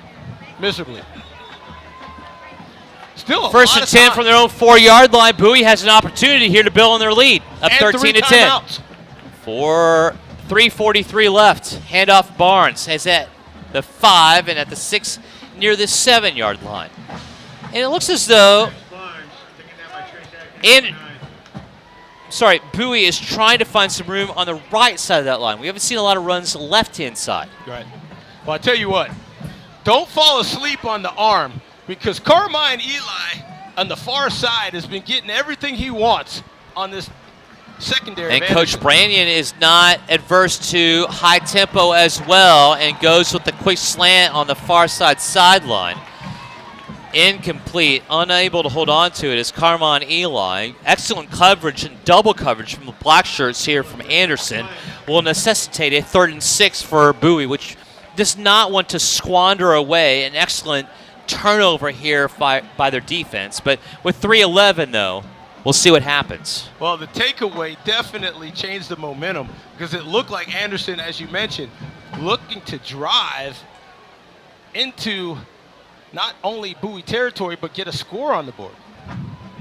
To left-hand side, and Pittman and Nehemiah Smith-Livingston. Throw out right-hand side is complete. Carmine Eli, though, on the far side of the field gets near the 19-yard line. Make it the 18. And a first down. And a first down. Here's the good thing. Carmine Eli, if he's going to be facing man coverage on the far side, he's got a great matchup against Jake Winley. Handoff goes right-hand side. Here is Barnes. breaking through tacklers, gets 25 to the 30 on the far side of the field. Bowie has And Bowie's not anti, obviously, converting on first downs, but also having the clock run a little bit here. Well, you mentioned Anderson won the toss and elected to receive. So, if you're Bowie and Coach Brandon, you could maybe get a 2-for-1. Score now and then get the kickoff at the third quarter. Eli in motion now. Will get the handoff from right to left, and he will have some blockers ahead of him. Gets to the 33-yard line for about a 5-yard gain. They'll bring up a second down and short situation, and opens up the playbook here from Coach Brandon. Looks like Carmine Eli a little spelled, and he may come off for a second. No, he's just getting ready to go. Nice way to spring him in some some space. Quads right-hand side, empty backfield for Kenyon. Kenyon now looking right. Now will keep it, though, wisely, and gets to the 35, 36-yard line on his second down. And that will bring up a third down and around 3 to go. Yep. From the 36-yard line for the Bulldogs with 1:47 and counting down left here, Steve. In 3 timeouts left. This first half. Still a full complement of timeouts for the Bulldogs, but they still need to worry a little bit about the clock. They're up 13-10. They get the ball in the second half, but still only up by 3. Smith Livingston near side us, left-hand side, will be in motion now from left to right, and a quick timeout here by the Bulldogs. We'll take it with them. 1:23 left here in the first half of play. Bulldogs up 13-10, looking for more on a 3rd and 3 from their own 36. This is Bowie Bulldog football. Are you looking for high-quality, compassionate health care for your aging parent or grandparent? Robinson Creek Home Health and Hospice can help. We offer a variety of home health and hospice care services, all administered in the comfort of home. Our skilled, knowledgeable nurses and therapists help your loved ones recover and manage their conditions. And in most cases, our services are 100% covered by Medicare. We're a local, female-owned company committed to doing things right. Visit rchomehealthhospice.com today.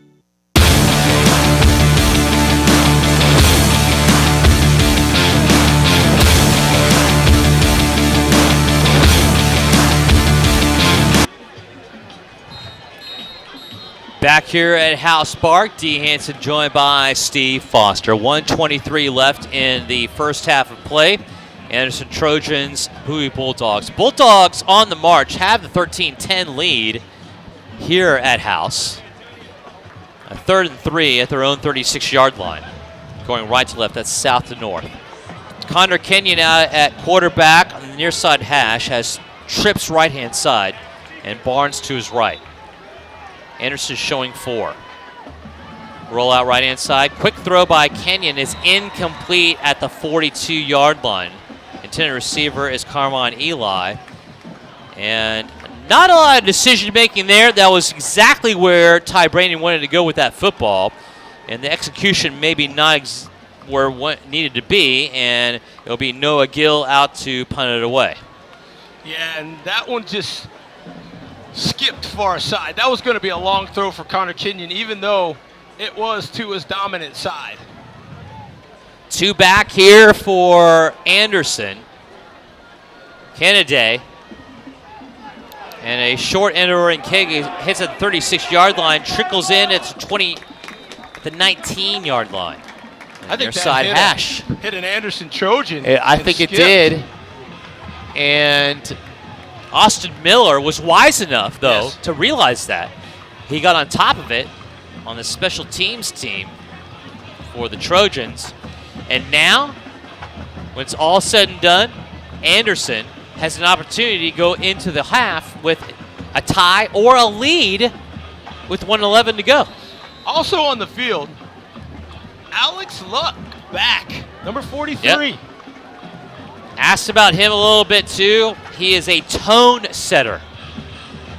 He likes to have fun on the football. He enjoys contact, having opportunity to make a difference. Trips left-hand side, one right-hand side of the shotgun for Dale. Dale looking left-hand side will have the screen pass available. He completes it at the 16-yard line. Well, I tell you what. Trip up and nothing doing there on the far side sideline by Ndunte. And that will roll the clock, though, under a minute to go.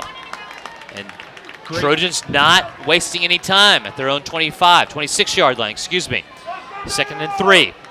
Trips right-hand side, and another handoff, and Indente will have it, and he will be smashed down at around the 29-yard line. And that will also roll the clock. It does move the chains.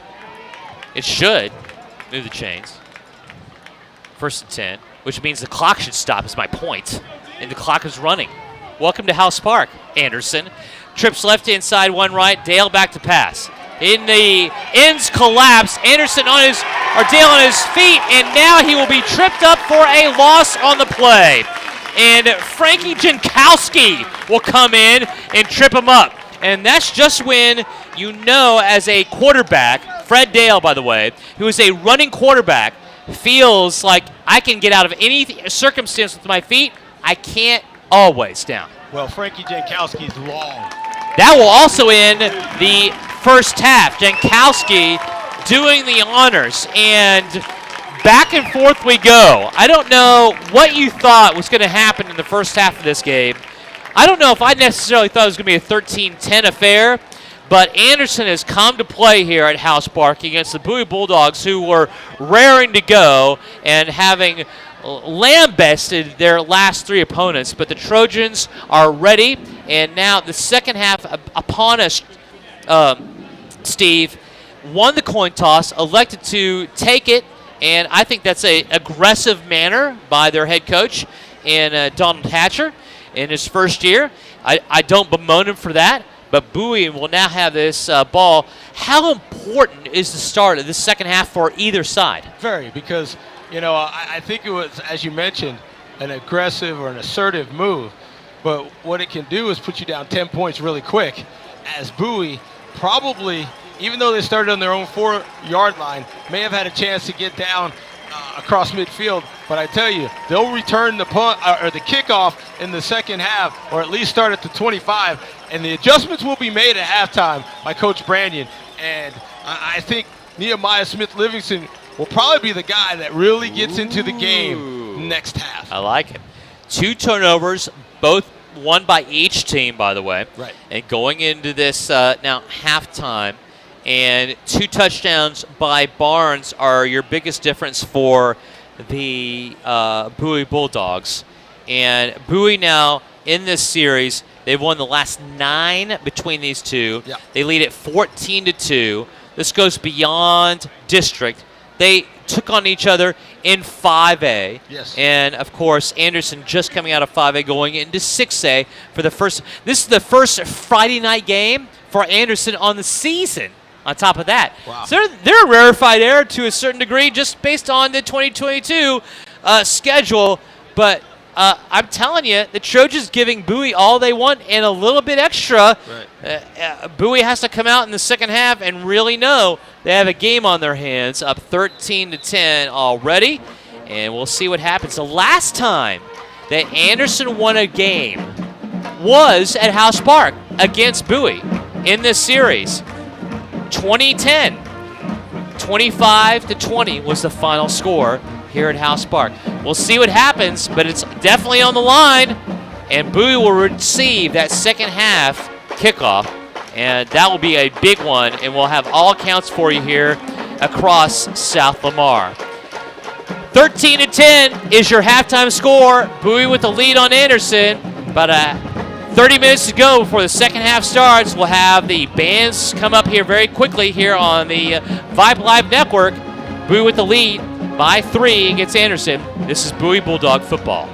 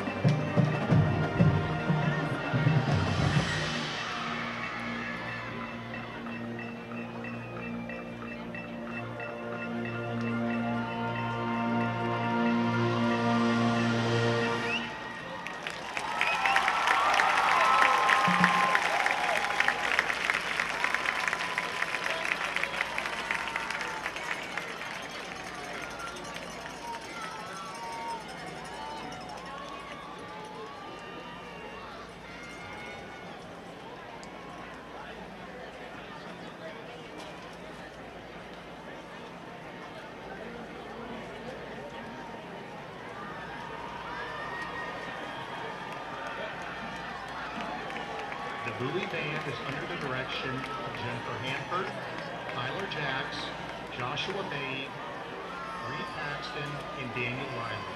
The selection of the week is the tubas. The Bowie Band would like to wish the Anderson Band the best of luck with their upcoming marching season. Ladies and gentlemen, the James Bowie Outdoor Performing Ensemble.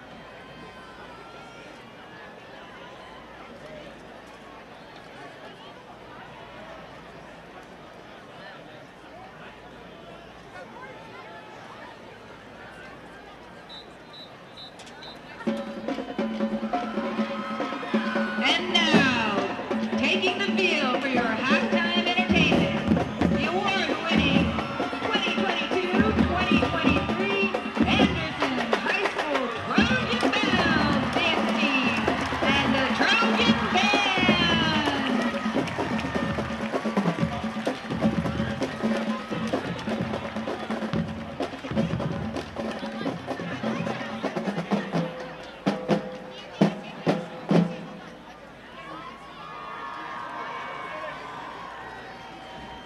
The Trojan Bells are under the direction of Mrs. Kayla Orton and Ms. Sierra Birmingham.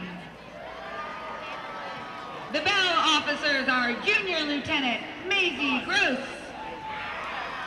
Senior Lieutenant Julia Hernandez, Captain Leilani Mate, The social officers are Arabella French, Alexis Friedman, and Lauren Hoffman.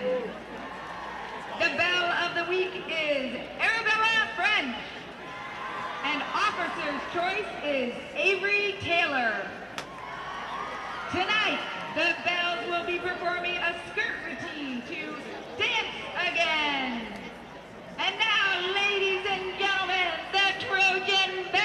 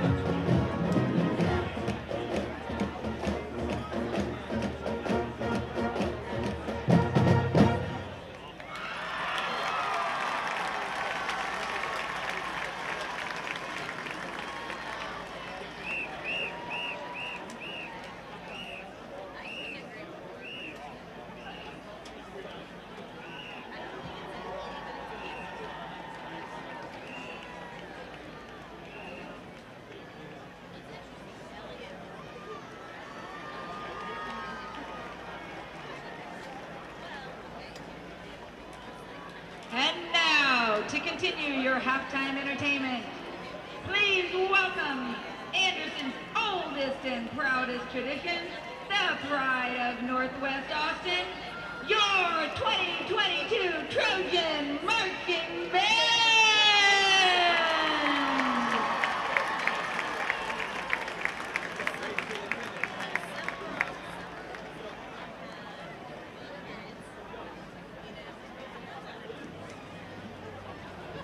The drum makers for the Trojan Band are Clara Hutchison, Maya Houston, Laura Margot.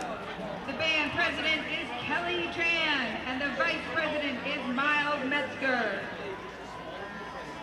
The Trojan Band marchers of the week are Julia Bailey, Ethan Gilkey, Adis Zamorano, Jean Baker. The Trojan Band would like to thank the Anderson community for their generosity during our 29th Flamingoing fundraiser. We would also like to thank the following businesses for their sponsorship: Blue Dragon Plumbing, the Lowy Law Firm, Mr. Gotti's Pizza, Pokey Joe's Barbecue, Camelot Roofing, Reisinger Build, Illuminator Audiology, Albert Allen of Realty Austin, Nest Properties Austin, and Postnet. Thank you for supporting the Trojan Band. Tonight, the Trojan Band will perform a portion of their 2022 production entitled Rise. Ladies and gentlemen, the Trojan Band!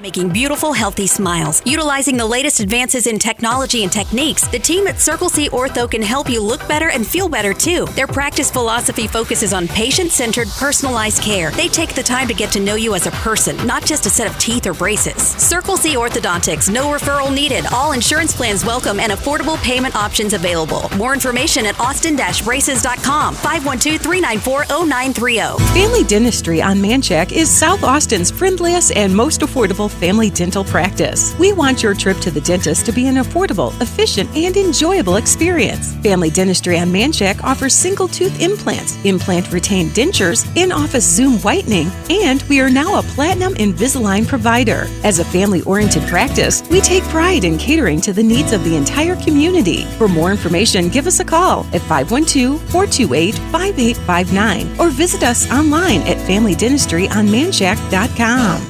The Dina Davis team is South Austin's top real estate team, recognized by the Austin Business Journal and the Platinum Top 50. Dina has asked me to tell you about the 4 free services she provides, even if you're not selling your home. Free home evaluation to protest your taxes. Free rehab consulting.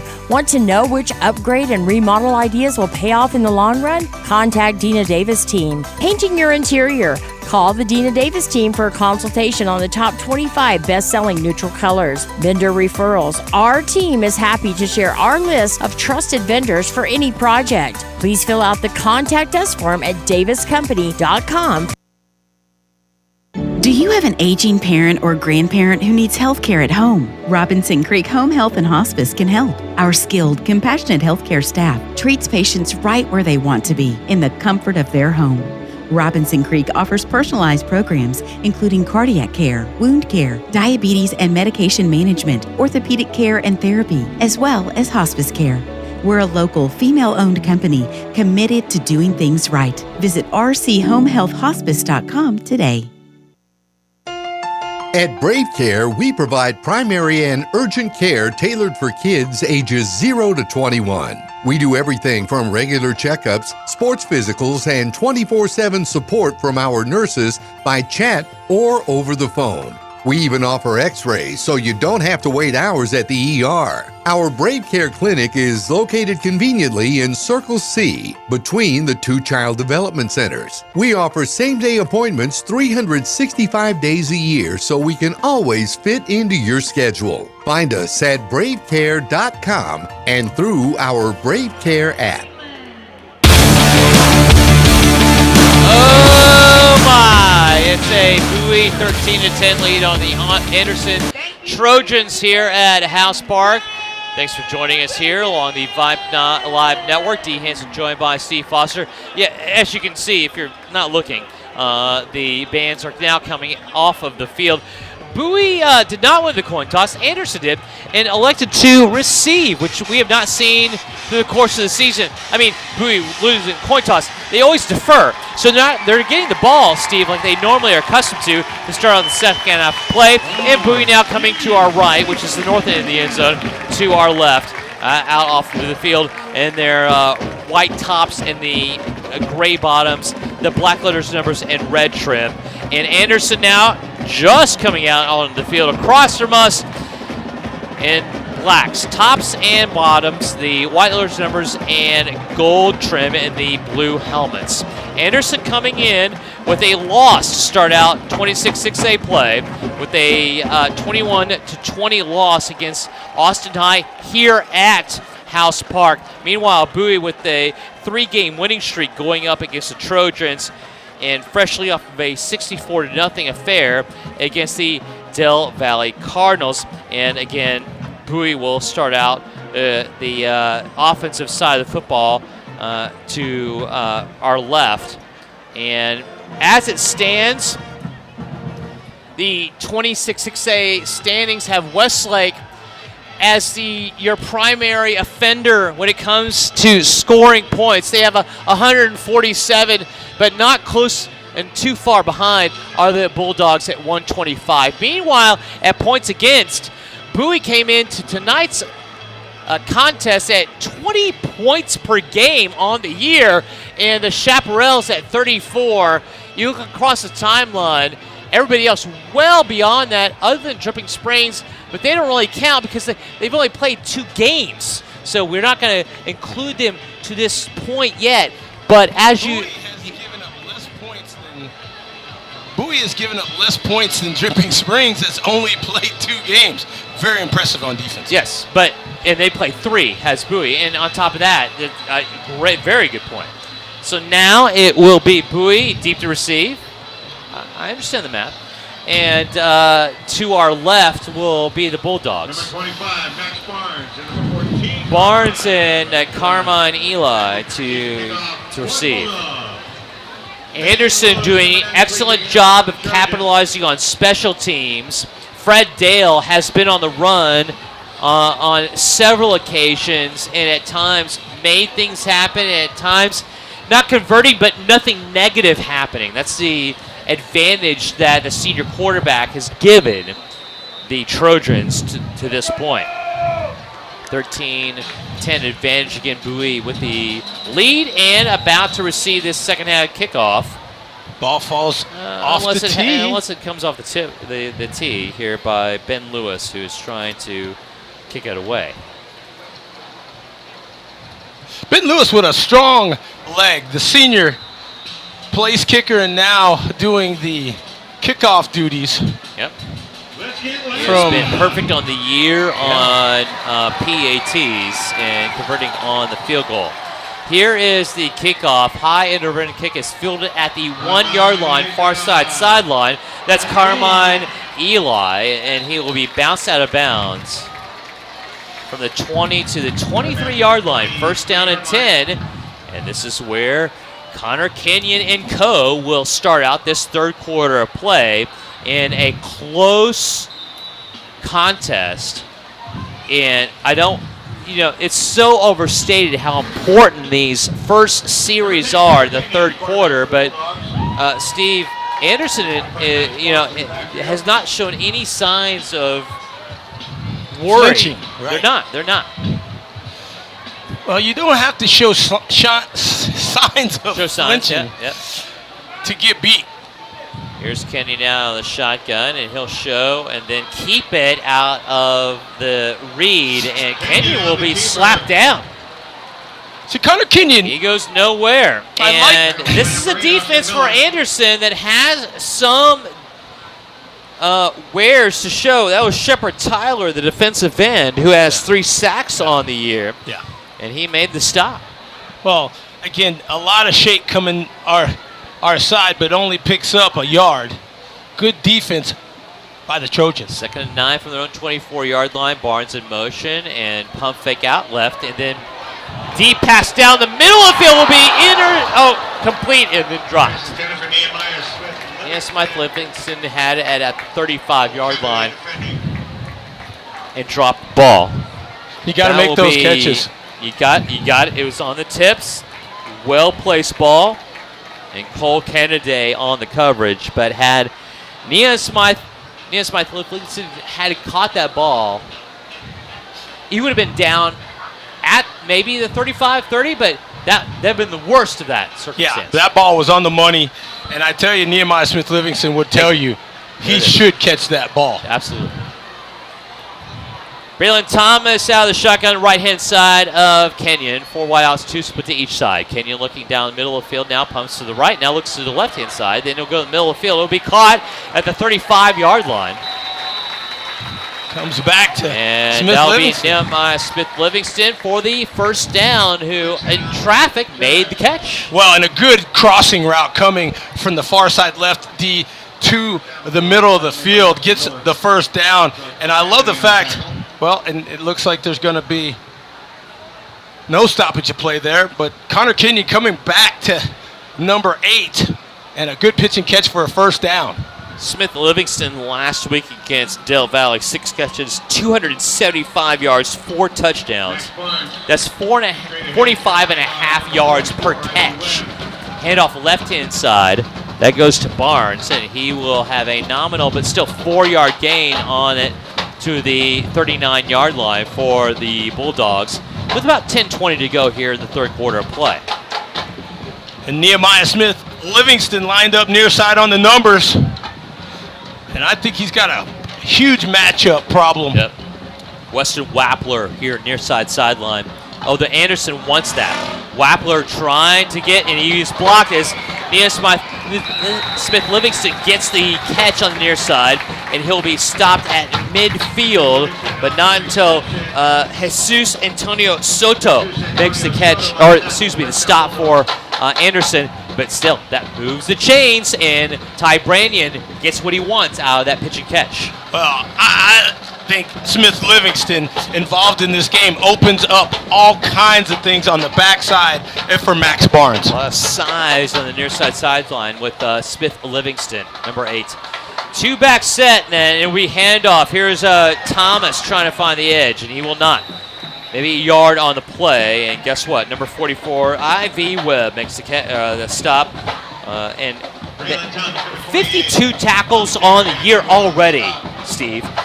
Webb going into this year, first team audition from a year ago, out of 11-5A, 6'2", 210, 3-year starter is showing the wares. 2nd and 9. Quads left-hand side. 1 right and Carmine Eli. It will be a keeper by Kenyon, and he leaps forward. A little bit of shove at the end of that one at the 46-yard line. It will not necessitate a flag, although the coaches for Bowie would like to see it.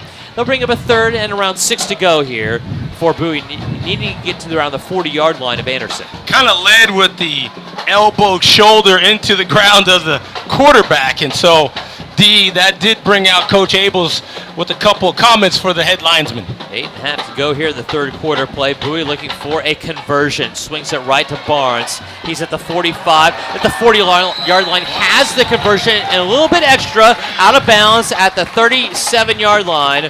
First down, Bowie Bulldogs. Well, Weston Wappler, number 3, who's come in, I would, you want the matchups that favor your team. And right now, you can get that going against the near side corner. 3, Wappler. Now a defense that has forced a lot of turnovers for Anderson. Here's a pitch, left-hand side, flag on the play. Barnes just falls down inexplicably at the 40-yard line and be touched up at the 39. Is this procedure? There's a lot of stuff going on here. Oh, it's offsides. Be offsides, and that is a gift for Bowie, as that was not going anywhere on that last play. Yeah, and again, I had mentioned that, if you come out of this third quarter and get a score, it will be offsides against Anderson. Go ahead.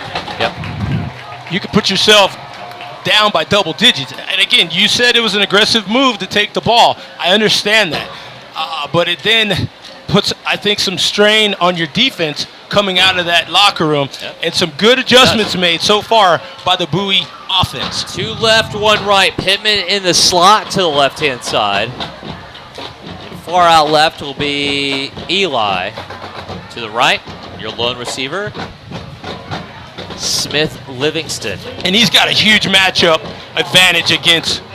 Well, you can see that Austin Miller, the safety, is shading over near side as well to help out on Webler. Here's the thing. Remember, Aaron Gall has caught some passes. He has. And if you want to do something to try to cover Smith Livingston and cheat with your safety, that may leave Aaron Gall wide open. 8:09 left here in the third quarter. Handoff, though, will go to Barnes. He breaks it back in as he wisely does. He gets to the 20-yard line, move the chains for a first down carry on a 1st and 5.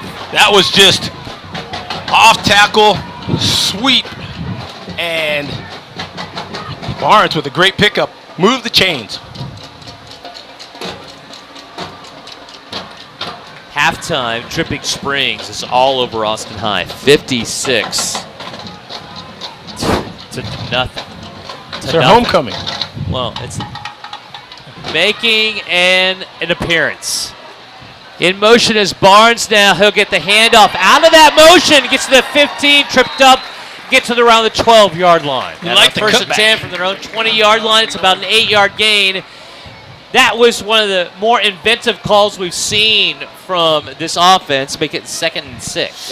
Well, the percussion section for Bowie was just kind of camping out, watching Max Barnes, but they get a sideline warning as they have to move the drums. But I guess they were like kind of giving a little bit of a pep move there with the cheerleaders. 2nd and 2 from their own, from the 12 of Anderson, and Bowie looking to punch it in, up by 3, 13 to 10.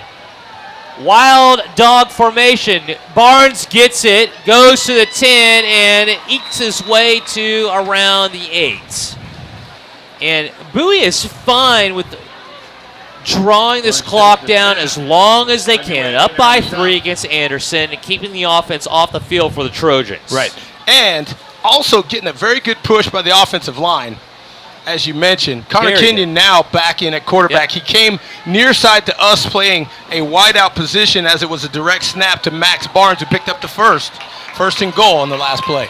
2 near side sideline, and Eli's in the slot far right hand side. Smith Livingston 2 backs out of the shotgun, has Connor Kenyon keeping it. He'll run it to the 5, and that's as far as he'll go. It's first down to go from the 8-yard line, so a lot of downs to go here for the Bulldogs, and 5 to go for the touchdown. Picked up 3 on a play that looked like people were lost in the middle of Congress Avenue and 6. Like, you go up, nope. Hey. And I've been there many times, sir. For hopefully bad not reasons. late night. Hopefully not late night. Yep. Here is how the shotgun again, and Barnes will get the carry, and snuffed out quickly by the Trojans. And Middleton in on the stop. You also had Webb as well. These are the two of the better linebackers in a 4-2-5 alignment you're going to see in all of the Central Texas area. Well, listen, what you want is not 3 points. You want 7, 6, and an extra point. Right here, you got to get a little creative. And here is Kenyon with Barnes to his right. 2 to the left in Gall and Nehemiah Smith Livingston. And play action. It will be a pass right inside. Caught for a touchdown. It will be Carmine Eli with the score. Touchdown, Bulldogs. Near side, just a quick out right in front of the pylon, and Connor Kenyon with a dart to the middle of the daggum dartboard. That was a bullseye. Boom! 6-yard touchdown pass to Carmine Eli, number 14. Extra point pending here from Diego Nunez in his gold shoes. Oliver Ray with the hold. Snap is back. The kick is up. And it is good. The Bowie Bulldogs drained the clock. 5:24 left in the third quarter, and now lead by 10 on the road at House against Anderson, 20-10. This is Bowie Bulldog football.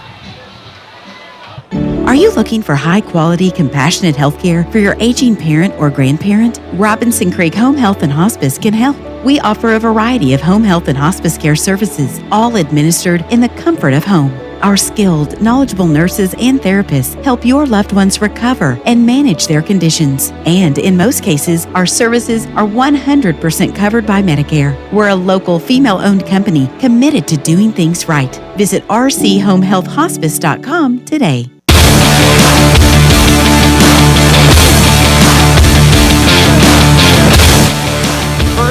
passing touchdown of the evening for Connor Kenyon, and his 11th of the season will have the Bowie Bulldogs extending their lead here against the Anderson Trojan in House Park, 20-10, 5:24 left in the third quarter of play. Dee Hanson joined by Steve Foster here along the Vype Live Network. Thanks for joining us here as Anderson will come out and having really held on to defensive opportunities and special teams. The Trojans clinging to that now find themselves down by 10, and they know that Fred Dale, who had been primarily a running quarterback, this year has been slinging it everywhere. The Trojans know they have the capability of getting back into this one, throwing the football. We'll see if they can. It's a very short kick, filled at the 25-yard line, filled it up to the 35-yard line, and all the way up to the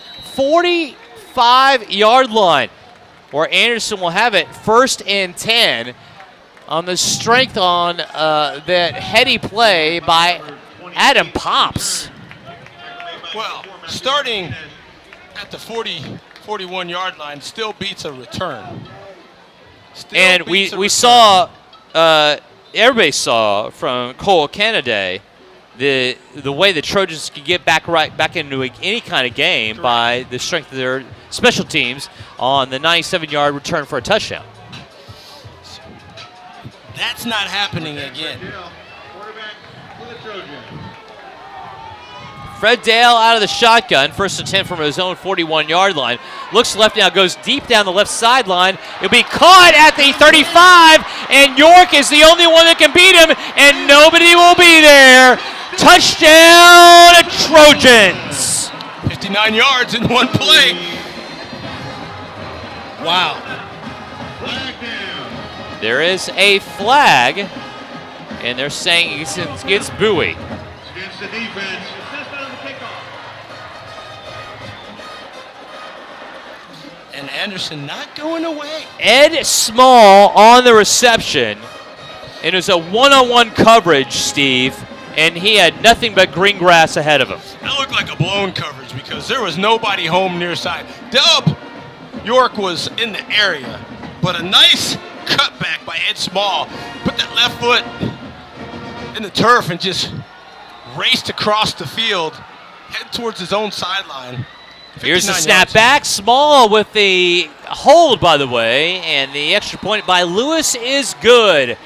And that makes it 20-17, and Bowie up by 3 against Anderson. 5:06 left in the third quarter. This is Bowie Bulldog football. At Circle C Orthodontics, Dr. Fidel Del Toro and Dr. Jonathan Kimes love making beautiful, healthy smiles. Utilizing the latest advances in technology and techniques, the team at Circle C Ortho can help you look better and feel better too. Their practice philosophy focuses on patient-centered, personalized care. They take the time to get to know you as a person, not just a set of teeth or braces. Circle C Orthodontics, no referral needed, all insurance plans welcome, and affordable payment options available. More information at austin-braces.com, 512-394-0930.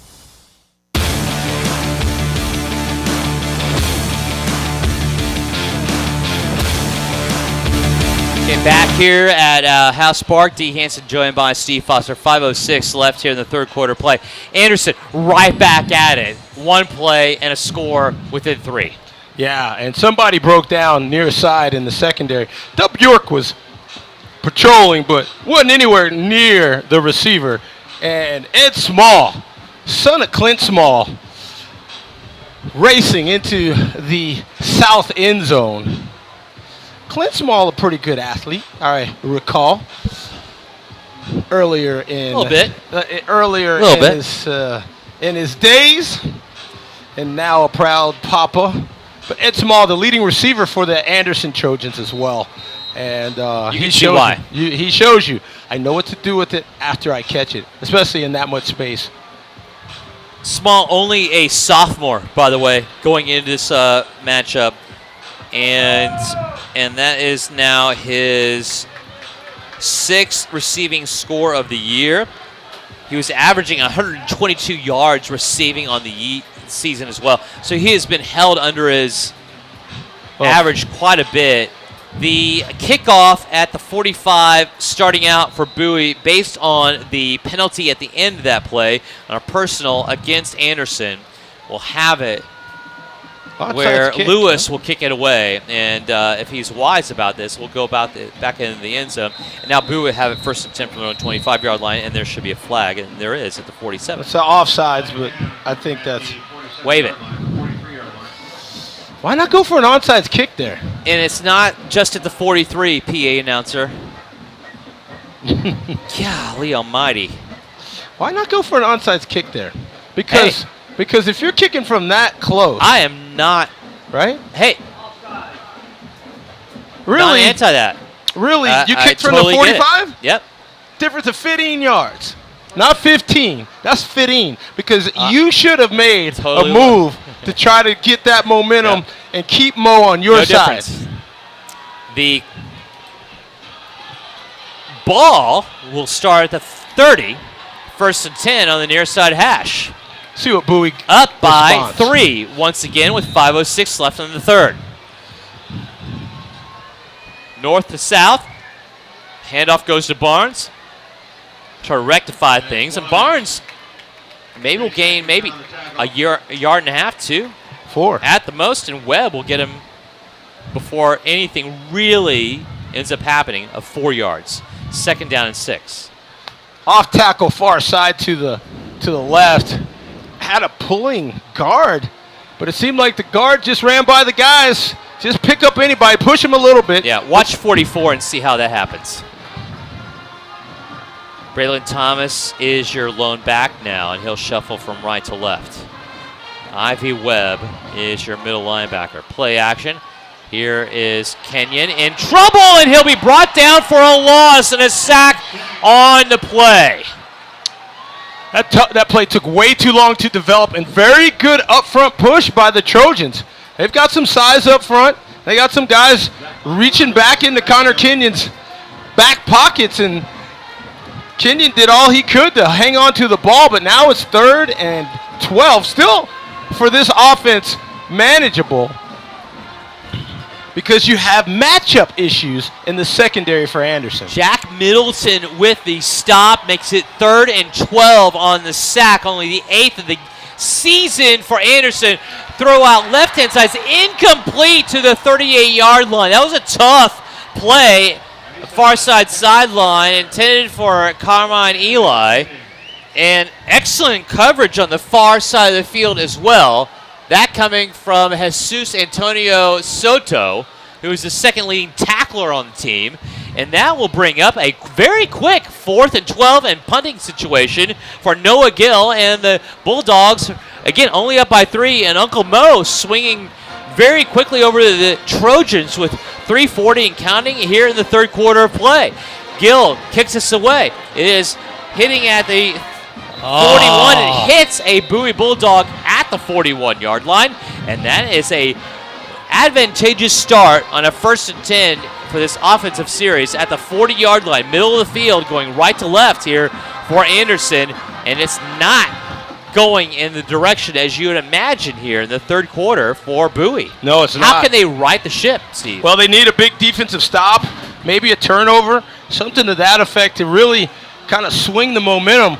I think you got to take the advantage on offense that Nehemiah Smith-Livingston has against this Anderson secondary and kind of make that adjustment. But the defense needs to come up huge now for Bowie. Full crowd on hand here at House at 6,500, the capacity listed.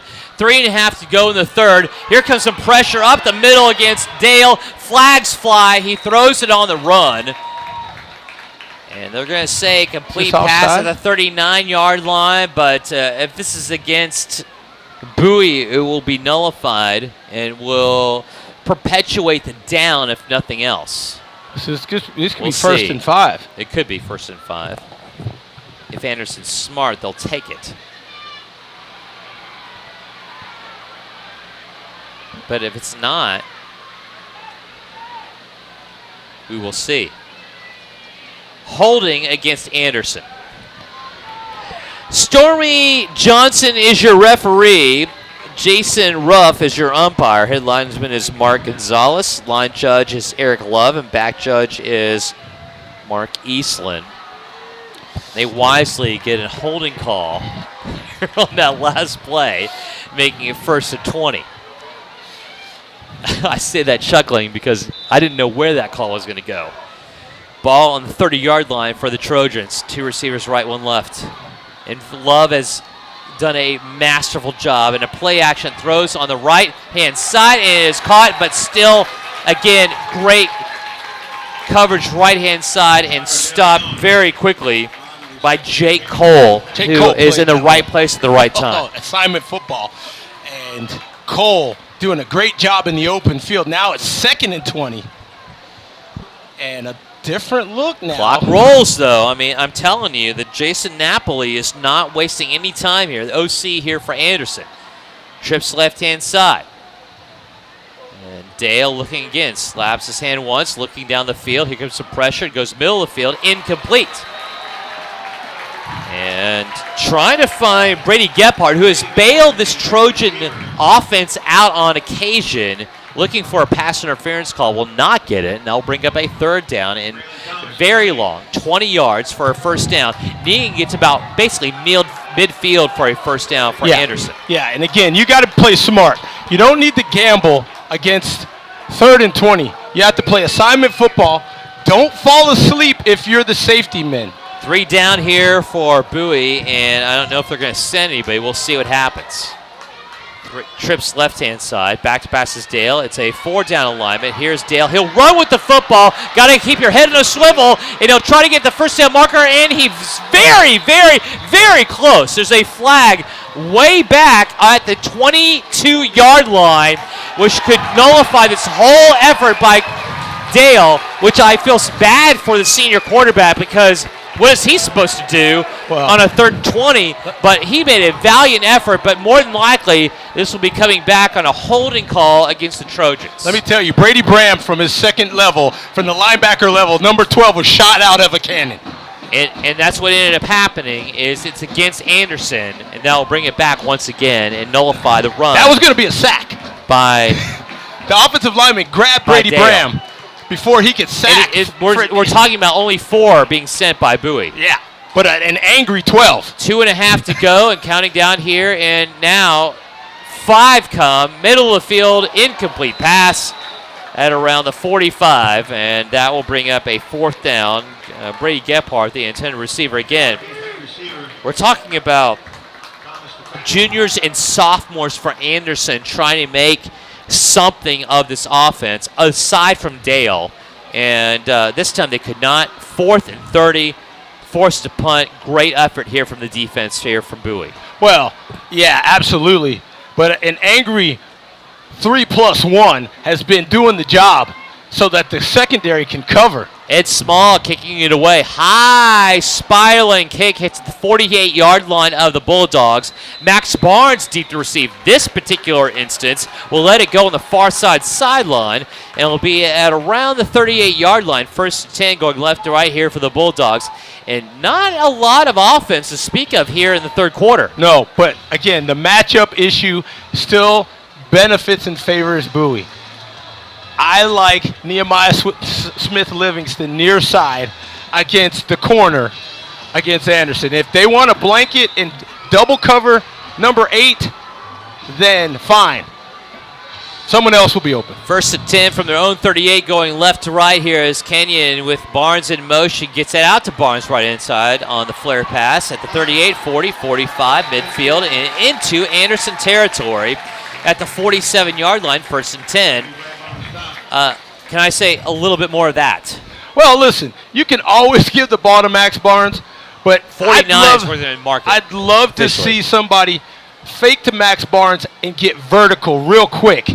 Well, Wappler is on the near side against Nehemiah Smith-Livingston. 2 receivers left. Shotgun for Kenyon. Smith-Livingston in motion. Flags fly. A little jumpy near side. The defensive end near side to us in number 53, Zach Montelongo. I don't blame him. Trying to get the official call here will go against Anderson on a bit of a jump. And there probably First was down contact. And 5 yards now for the Bulldogs at the 44 of Anderson. 2 receivers left, 1 right-hand side. Smith Livingston in motion. Handoff will go to Barnes, and he'll eke his way to the 40, a yard shy of the first. Bring up a 2nd down and 1. And you talk about playbooks. It's wide open here for the Bulldogs. Up by 3. They want to make an impact if they can. Yes, absolutely. And a minute 20 left in this third quarter. D. Hansen. And I think you're going to have the run of the mill of play calls for Coach Branyan.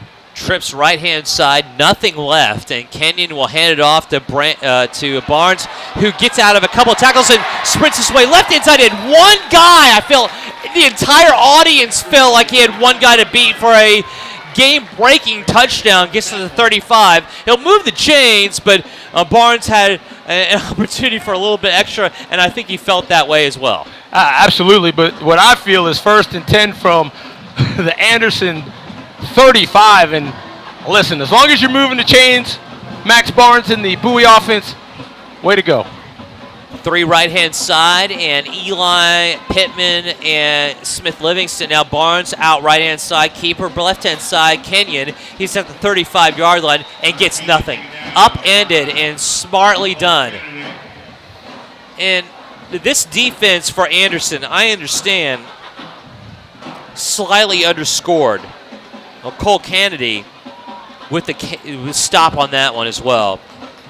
The front 4 is going up against a team that has been scoring points across the board against everybody else halfway to Sunday. Yeah. Has done pretty well. That will be the final play of the third quarter. But Bowie, in a pivotal drive in this game between both of these two teams, have it 2nd and 10 at the 35-yard line of Anderson, going into the fourth quarter of play up 20-17. This is Bowie Bulldog football. We specialize in public safety. Our automatic license plate recognition cameras and software help solve as well as prevent crimes. We also offer a variety of security cameras, tactical equipment like body armor and ballistic shields, as well as infrared and thermal scopes. Defender Police Supply serves law enforcement, neighborhood associations, businesses, residential properties, and schools. Call me, Jason Bram, at 512-887-2577 or visit us online at defenderpolicesupply.com. Family Dentistry on Manchac is South Austin's friendliest and most affordable family dental practice. We want your trip to the dentist to be an affordable, efficient, and enjoyable experience. Family Dentistry on Manchac offers single-tooth implants, implant-retained dentures, in-office Zoom whitening, and we are now a Platinum Invisalign provider. As a family-oriented practice, we take pride in catering to the needs of the entire community. For more information, give us a call at 512-428-5859 or visit us online at FamilyDentistryOnManchac.com. Okay, they didn't take long. We're switching sides, going right to left. Wild Bowie Bulldogs dog. have the football and the lead up 20-17, but a huge 2nd down and 10 Wild from dog. the 35 of Anderson, and it will be a keeper by Barnes, right-hand side. Upended, though, smartly, trying to get to the 30-yard line. I don't know if he got there. He did. They're going to mark him there at the 30. Which will bring up a 3rd down situation here for the Bulldogs. That is an interesting call on a 2nd and long. 2nd and 10. So here's We haven't the deal. seen that normally on 2nd and 10. No, is you my don't. Point, my point, Steve. But here's the deal. Now your I'm saying playbook it's wrong. I'm just saying I haven't seen it much. Playbook's now open. Oh, wide. Kenyon now, back to pass, swings it right-hand side. Brilliant move and able to hurdler at least one tackler is Barnes, and he'll get his way all the way to the 26-yard line, and it's going to be a 4th and 1 because of that acrobatic play by Barnes.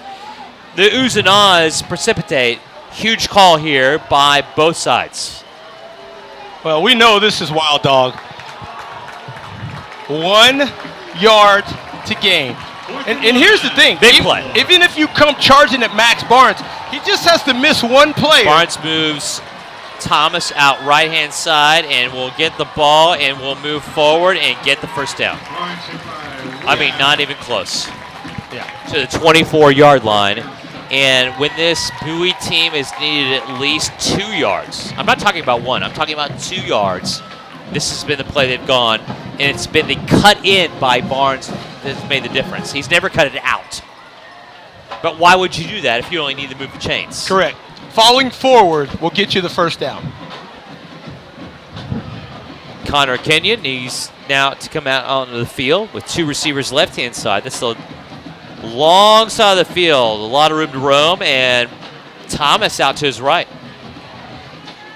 Eli out to his right as well. And a delayed handoff goes out to Thomas. He had no chance. That was blown up to even start out the play by Anderson. Wow. And the handoff wasn't clean. Nothing was clean about that. And then Shepard Tyler said, I've had enough of this. Number 33 for Anderson, and to completely destroy that play. Great. 2nd and 17. Great play by the Great Anderson play. defense. Very good play. They sucked up everything in that play. Barnes out left-hand side out of the shotgun of Kenyon. We'll get a play action. Get Kenyon looking middle of the field, caught in the slant at the 10, wrangle round at the 6-yard line. What a hard-fought catch by Nehemiah Smith-Livingston to not only get the catch in coverage, but then to hold on to it and get some yak at the end of that one. Well, he's got a mismatch. And a great skinny post route, puts his bigger body in front of a smaller defender, gets both hands on it, and does what he does after he makes the catch. Yards after contact, not I feel like catch. this has been contact. the only offensive play of the whole entire game. This has been going on forever. Bulldogs looking for more. Here's a clean sweep right to left by Barnes. He's trying to get to the 5. He's very close to there. And a first down and go from the 6-yard line. He doesn't gain anything really much from that. I think he turned it up too soon. Came near side. It happens.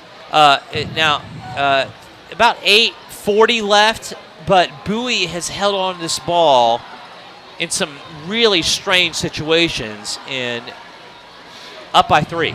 Interesting formation. Aaron Gall Very. in the slot, far side. Normally a defensive end. Great point.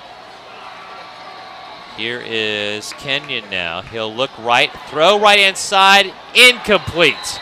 Trying to find the aforementioned goal, and that was Austin Miller, the senior free safety. If you're going to find a guy that can match up against Aaron Gall, it's going to be Miller, who's at 6'4", 210, and he did so on that one. There's a flag on the field. This is interesting. This may move Bowie back. It looks like the ball. Motion against the Bulldogs is the initial indication here, is what I'm seeing. The ball thrown on the far side of the field. Yep, that's what it is. 2nd down and 6 turns into 3rd down, unless you decline it. It is. It's declined. 3rd down to go from the 6-yard line for the Bulldogs. I'd like Max Barnes out of the backfield. Well, here. he's there, but it's not out of the wild dog. No. One receiver right-hand side on his own island is Nehemiah Smith-Livingston. We'll see how that goes. Rolling right-hand side and then throwing middle of the field. Caught by Nehemiah Smith-Livingston on the back end of the end zone for the score. 6 yards out. Touchdown, Bulldogs. I sound like a broken record. I am a broken record tonight. You are, dude. I have said that to you so Nehemiah many times. Smith-Livingston has a huge matchup advantage against the Anderson defense in the secondary. You can do this all day and night long. He's more athletic, he's taller, he's faster, he's stronger. Enough for me to throw him the ball all night. Extra point is up and good by Diego Nunez with 8:11 left here. It is a 27-17 lead here in the 4th quarter by the Bowie Bulldogs on Anderson. This is Bowie Bulldog football. South Austin's top real estate team, recognized by the Austin Business Journal and the Platinum Top 50. Dina has asked me to tell you about the 4 free services she provides, even if you're not selling your home. Free home evaluation to protest your taxes. Free rehab consulting. Want to know which upgrade and remodel ideas will pay off in the long run? Contact Dina Davis team. Painting your interior. Call the Dina Davis team for a consultation on the top 25 best-selling neutral colors. Vendor referrals. Our team is happy to share our list of trusted vendors for any project. Please fill out the Contact Us form at daviscompany.com. Are you looking for high-quality, compassionate healthcare for your aging parent or grandparent? Robinson Creek Home Health and Hospice can help. We offer a variety.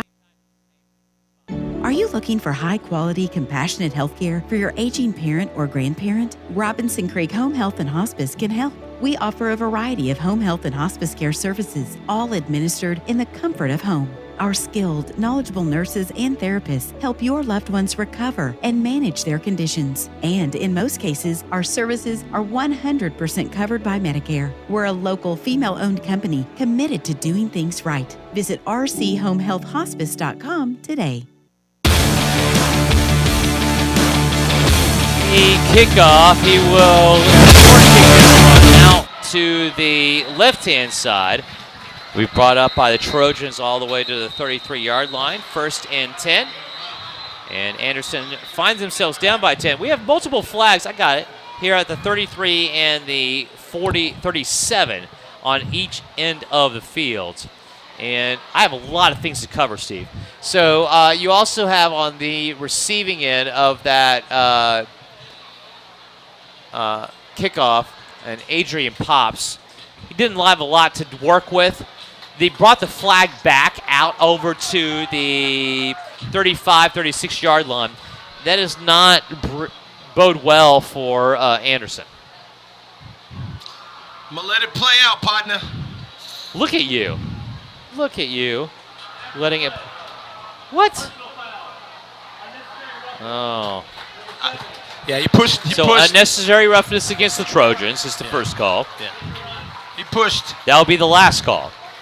So, wow. All that considered, the Trojans with 8:07 left in the ball game, 3 timeouts remaining for both sides, leading or down by 10, 27-17 here to the Trojans, or the Bowie Bulldogs. 1st and 10 from their own 18-yard line when they mark it off. And Fred Dale has to come out with a little bit more out of his magician's hat here tonight. We'll see what happens. 2-back set, though, up for Dale. Looking left-hand side, throws left-hand side. It'll be incomplete. Such a long pass, D. Hansen. You know, these guys are some real good high school passers. However, that's a 35-yard pass to the sideline at a minimum. Yep. And you're trying to throw that with the receiver running away from his defender. The receiver is Blackerby, who has been by far, I think, the most looked at a receiver. Wasn't even included in the 2B. Wow. I'm not shocked by that. Here's the handoff up the middle here for Anderson, and a great run right-hand side. And finding some space here for the Trojans is Dayton Williams. And that'll move the chains. I only say that because I asked for the 2 deep for about, I don't know, a week. And I finally got it, and number 22 wasn't even on it. And now he's making first downs. Shocking. 1st and 10 here for the Trojans. This is a delay of game? And that'll be a delay of game. Hey, Russell Wilson can do it. Trojans can do it. Do you like him still because he's not a Seahawk? I love him no matter what. Okay. Absolutely. Just He did a lot for the community, him, Sierra. I believe in his heart. Okay. Yep, I do. Very good. Absolutely. So, D, what are we doing here? We're talking about what first and what, first of all. Oh, so the officials say that the operators are at fault. It does not go against the team, so it's still 1st and 10 from their own 36-yard line for Anderson. Down 27-17 with 7:27 left in the ball game. And it will be Dale on the run again. Rolls out right-hand side, and he has done a great job of getting outside the pocket and making things happen. He'll get to the 46-yard line. Very close to a first down. 45-yard line. And we'll see what happens. Angles. But this is good. This is going to be the difference maker for any team that takes on Bowie if their quarterback can run. Well, you got to take different angles. Yep. You can't just think you can suck somebody up because you're close to them. 2nd and 1. The handoff goes right-hand side, and nothing doing for Indundante, and he had been the primary runner on this team here for Anderson. In fact, I'm sorry, that was Dayton Williams who took the handoff. He lost 5. He got sucked up by Frankie Jankowski. Williams out of the shotgun, right-hand side has Dale looking down the field, lobs it left-hand side. It's caught midfield, staying infield and all the way to the 46-yard line for a first down. What a play by Blackerby, and he will move the chains once again, and not even included on our 2D. Not even included. Not shot. Dale now will hand it off. No, he'll keep it wisely to the 41-yard line. Before he is stopped and dropped, that will, again, keep the clock running here. Now bring up a 2nd and 5. Anderson's done it in a variety of ways tonight.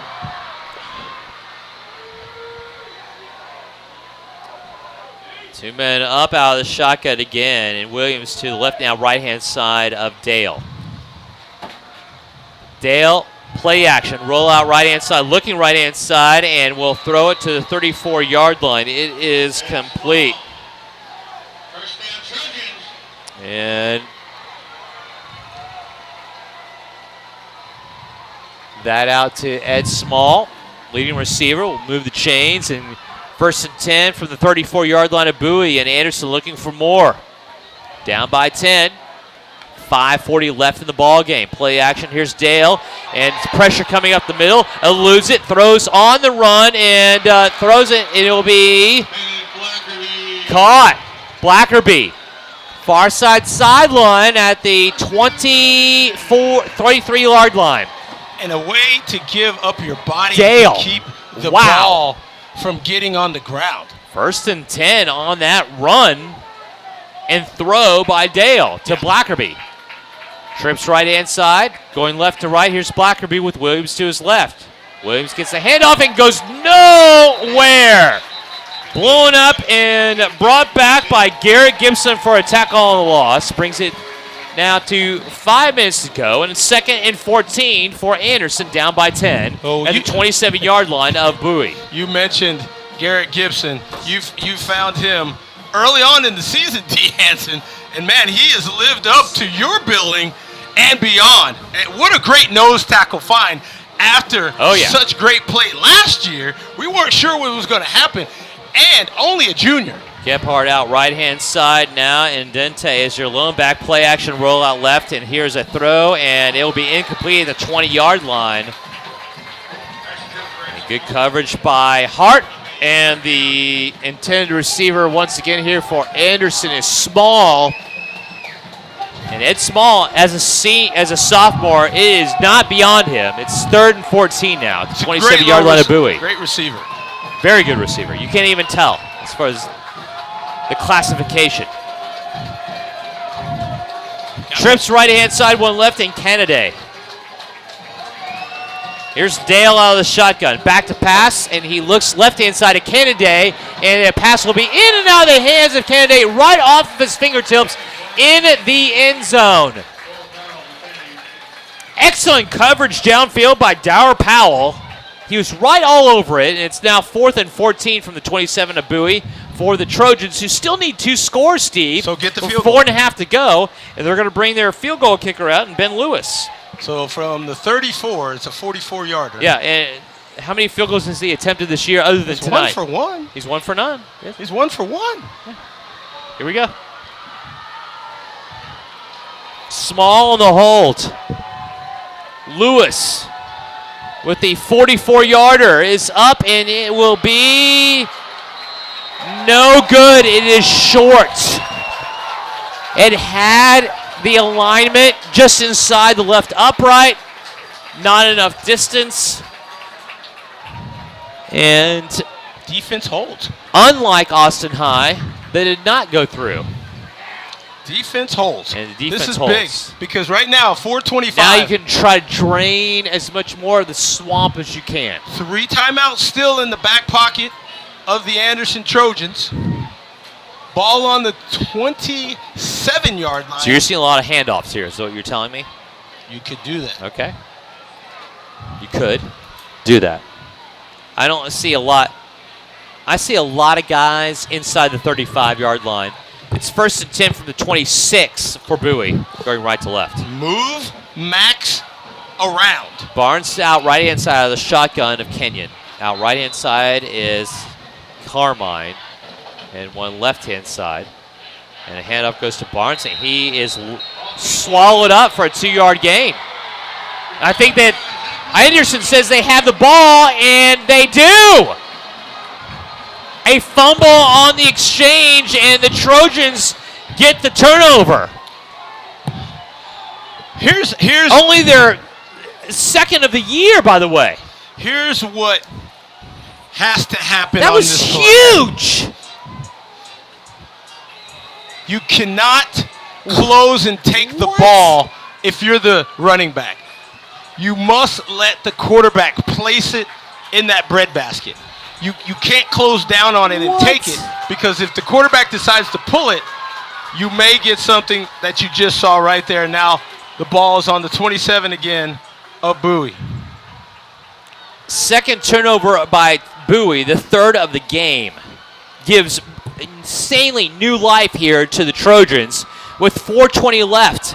Play action rollout, then going against the grain left-hand side is Dale. He throws it now into the end zone. It'll be overthrown and incomplete. No flags fly. That was a valiant effort by Dale to even get that ball away. But I'm just telling you, the guy has made. He can throw 50 he's yards. Perpetuated more drives than any other quarterback we've seen thus far. Yeah, and he can throw the ball 50 yards on the run. That is a guarantee. That was Brady Gephardt in the corner. And pretty accurate, and relatively accurate. Very good point. Hey, look here. I'm not second overall because I don't know how to pass. Let's reset it. 2nd and 10 from the 27-yard line of Bowie for Anderson. Down by 10, 27-17 with 4:12 left in the ball game. Going left to right, here is Dale again. Play action. Here comes the blitz again. He gets out of again, of course, and he throws to the end zone. Short ends it, and now flags fly. Incomplete at the A of the AISD, and the flags fly at around the 18-yard line of Bowie.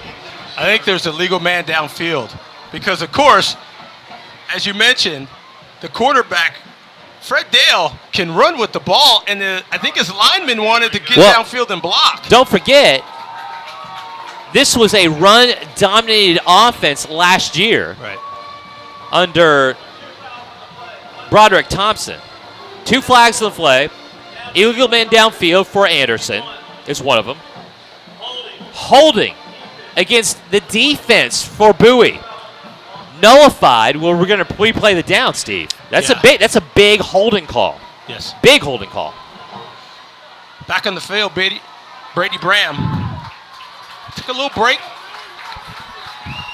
4:04 left here in the ball game. Bowie clinging to a 27-17 lead. 2nd and 10 from their own 27. Anderson with the football going left to right.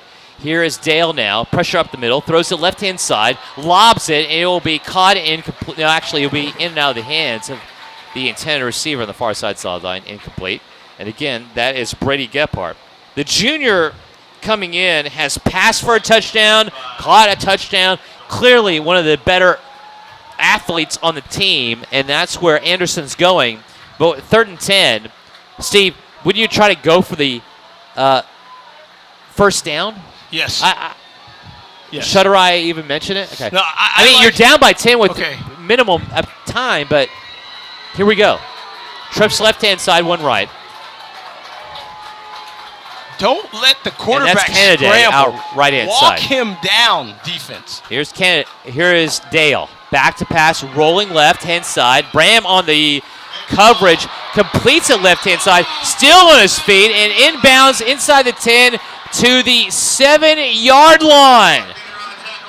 Ed Small. That is Ed Small, who has been a hero all game long for the Trojans, and that title does not stop after that play. No, and a great move on the far side to get about 15 extra yards, D. First down goal to go from the 8-yard line for Anderson, keeping the dream alive here for the Trojans. Here is Dale now, back to pass. Stiff arms this way, rolls right-hand side, throws on the right, and it'll be incomplete. Again, he is trying to find out right-hand side. Small could not. The coverage could not be any better by the white-clad defensive backfield for Bowie. They'll bring up a second down. Good pressure as well. Almost getting to Fred Dale as Dale uses the stiff arm, still keeps his head downfield to find a receiver. Is he sackable? Everybody's sackable. Well, I mean, I understand that, but to this point, he seems unsackable. Unsackable. It could be sackable. Here's here. Dale with 4 wideouts, 2 split to each side. Here comes the pressure up the middle, and now here he will be sacked. Finally, that's why I said in the beginning, there's a flag at the 23-yard line, but that will be Luck. Alex Luck with the sack, but I don't know what this flag could be. Well, there's 2 flags now. Is it offside? There's a flag at the 22-yard line, which is about 6 yards deep of the original line of scrimmage. Oh, yeah. And there's a flag at the 11.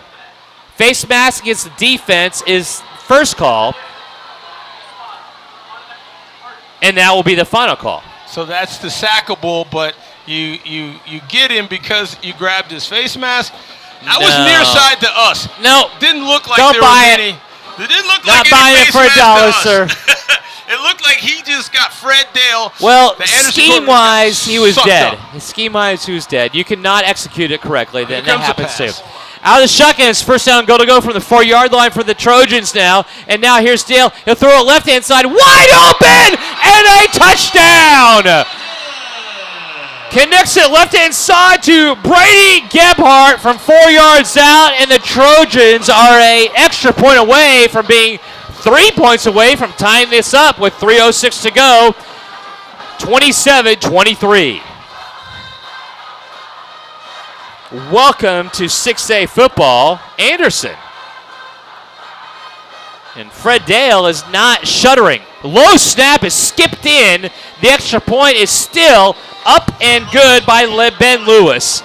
And that will have Anderson within 3, kicking it away with 3:06 to go in this ball game against the Bowie Bulldogs. This is Bowie Bulldog football. Do you have an aging parent or grandparent who needs health care at home? Robinson Creek Home Health and Hospice can help. Our skilled, compassionate healthcare staff treats patients right where they want to be, in the comfort of their home. Robinson Creek offers personalized programs including cardiac care, wound care, diabetes and medication management, orthopedic care and therapy, as well as hospice care. We're a local, female-owned company committed to doing things right. Visit rchomehealthhospice.com today. There are things in life you can't control, like those surprise Texas thunderstorms. Really? But something you can control? Your future. Now's the time to look ahead. Get on the road to UT, Texas State, A&M, or your dream university, or learn hands-on and use your skills in the real world. Take control of your future at Austin Community College. Anybody got an umbrella? Registration is going on now at austincc.edu. That's austincc.edu. Austin Community College. Start here, get there. Oh my, here at House, Anderson giving Bowie all they want, a little bit extra. Down by 3 after that last 4-yard strike from Dale to Gebhardt, making it 27-24. D. Hanson joined by Steve Foster here along the Vype Live Network, and now it will be kicking it away. I wouldn't go for an onside kick here. You got 3 timeouts and a kicker that can pin. They're shaping up that way, and Lewis will do so. The ball is still loose and is still and then fielded up by Rio Pittman at the 45-yard line. And 3 timeouts remaining for both sides of the football. I don't like that call. Well, at all. Again, it says to me, you don't think your defense can stop the offense. If you kick the ball, or you don't think you can within the parameters and time that you have in front of you. I'm telling you, man. Hatcher's walking into 6 different coaches in the last 10 years. What is he supposed to do with the Anderson program that's been floundering for the last decade? Kick it deep, and your defense has I'm been telling doing you, all man. right. You know what? We're up here for a reason. Here is Kenyon now. He'll hand it off right-hand side, Barnes. And I'm not even telling you you're not wrong. I'm just telling you sometimes you got to take some chances when it doesn't make sense. I got Scott Frost fired, but you know what I know. Well, if you're Scott Frost or Anderson, you're right. Nebraska football or Anderson football. I'll take Weigh the options. I'll take it Weigh Anderson. the options, I'm sir. taking Anderson with more wins right now. Right now, today, the Trojans are ahead of my Huskers. Seriously. And I would have told them not to do an onside I mean, kick. if you're going to draw conclusions between Scott Frost and the first-year head coach of the Anderson Trojans. Hey, he had a better record. Seriously. Did he have a better record? 2-1. Yeah, but you're talking about high school against Look Division here. I Nebraska. Look here, let me tell you. Keep on going, buddy. Let me say I can it. do this all day long. Football, seriously, on any level should have certain rationales, whether it's totally agree with you. Okay. But if you're the one out there on the sideline or the one in the booth, they're the ones making the decisions. and both of them have You know what? backfired. But yours don't have any conclusions, so you can make all the conclusions you want, and you stay in the booth. He gets fired if not. I won't be in the booth. You're fired up, sir. I am. But that was a bad call. Okay, it happens. Here's the keeper right-hand side. Don't exactly understand that. And the. Go ahead. Why do you not agree with that call? Because by if Bowie? you're going to run the ball, Connor Kenyon is the least of the rushers. You could do an end around with Nehemiah Smith-Livingston, which is going to get some sweep action.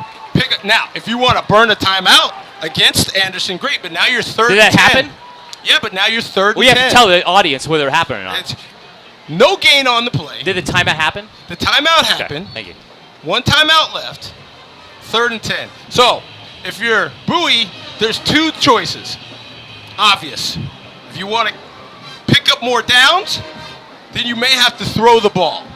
Yep. If you throw the ball and it's incomplete, you can certainly kick on 4th down and make Anderson at least go far enough downfield with 1 timeout to kick a field goal to tie. Yep. Clearly, a touchdown wins That the makes game. total sense. Right. Yep. But you wasted it down on 2nd down. If you're going to run the ball, I would have just said there's 3 other options better than your quarterback, who... I'll let Ty know that when I talk to him I'm next. just saying. No. If you're if you're going to say it on the air, we might as well say it to Ty. Okay, well, they're listening to it. Are we gonna call every play the way we want to play it? No. It's only some during definitely not points of the game, and now it's timeout booth. But it doesn't matter about random moments. These are key moments of the game. Right, key moments. So if you're Scott Frost of the Nebraska, we're going to invoke his name into a high school football game. Okay. And you're Nebraska, as opposed to Ty Brandon, who's been there for 16 years, and whether he's going to go for Connor Kenyon on a key play. Okay. I think it matters how you invoke that during the course of a broadcast. Well, that's just me. Okay, so I haven't done this very long, but I'm just bringing that in. I'm going to say this. Down and distance matters. Down and distance matters on any level, and knowing your personnel matters on any level. Are you saying that Ty Brandon does not know his personnel? I didn't say that. Okay. All I said is, if you're going to run the ball, perhaps there are better options than your quarterback. That's all I said. That's all I said. So do you think people know that and counter that with a, just said perhaps. They think they're going to think I'm going to run this way, I'm going to use this guy. Okay. Well, the matchup exists near Little side. decoys, right? Nehemiah Smith-Livingston. And you've mentioned that many times through the course of the season. Yes. 3rd and 10 now for Connor Kenyon, who's by himself from his own 45. 2:50 to go. Wings it right-hand side. And it will be caught. Ooh, Carmine Eli, they're going to mark it at the 46 of Anderson. Time for the Wild Dog. And the clock runs at 2:34 with 4th and 1 coming up here. And Anderson, I mean, if they're smart, but who am I, because I never played it down, calls a timeout wisely to stop the clock. Yes. However, when Bowie picks up the first down, Anderson will be out of timeouts. Yes. And now you can burn 40 almost off of the clock per. Now, 2 minutes. Had Scott Frost been the coach here, what would he have done in this situation? I don't know. We could go all the way up. Let's go as high as we can get. What would Jesus do? Aside from you, nobody cares about Scott Frost or Nebraska football around here. It was the onside kick that everyone across the country on every level said, you're up 2 scores. Why? And so I'm saying, you've got 3 but Anderson, timeouts. what is up 2 scores? No, but they had 3 They timeouts. were down. They just made a great defensive play, short field. Yeah, so they did not feel confident in their defense. Okay. Clearly. To make a stop in the amount of time that Bowie had. Clearly. That's all the point I was trying to make. Clearly. Well, Max Barnes. Very different than Scott Frost. Very different. Maybe I just wanted to let out a little Scott Frost. Polar difference. As a Nebraska alum. And it's a wild dog keeper by Barnes, and he'll lean forward past the 45, trying to get to the 44. And they're going to say he lost the ball? No. No. Oh, no, the Anderson coaches were saying that. No, it's a first down. I got that part. I'm just telling you, having the binoculars and looking at the blue-clad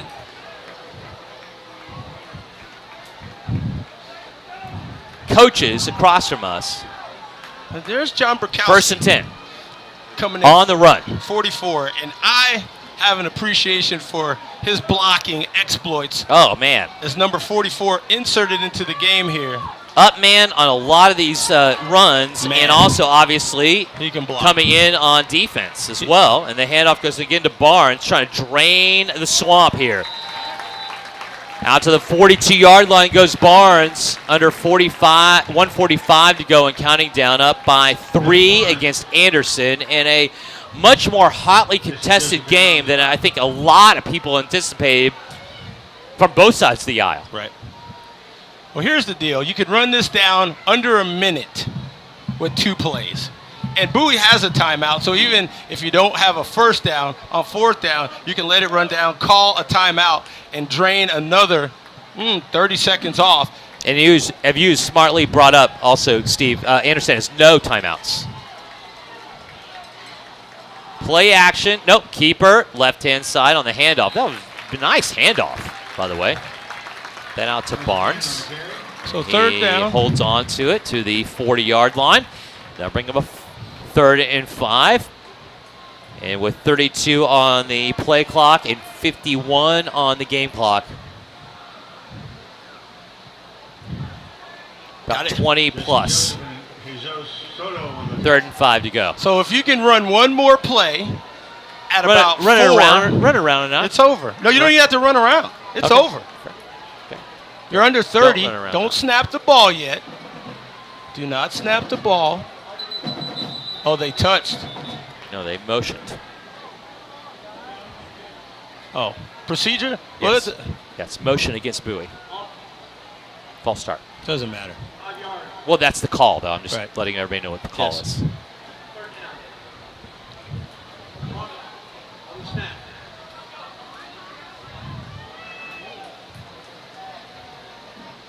That will bring the ball back to the 45, make it 3rd and 10 with 26 seconds to go in the game and 20 on the play clock, and that will do it.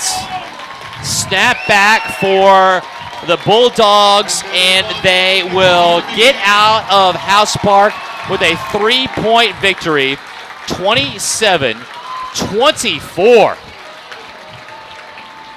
And a valiant effort on both sides of the football. And what ends up being yet another victory, the 10th straight victory for Bowie against Anderson. The last game played at House Park, that was a win for Anderson, was a 25-20 affair. Very close here, 27-24. But the most important factor of this is that Anderson has lost their first 2 district games by a total of 4 points. And Bowie now catapults himself into a 2-0 stratosphere. And now leading here in District 26-6A, which you do not take for granted at any stretch of the imagination, on the strength of a lot of things here.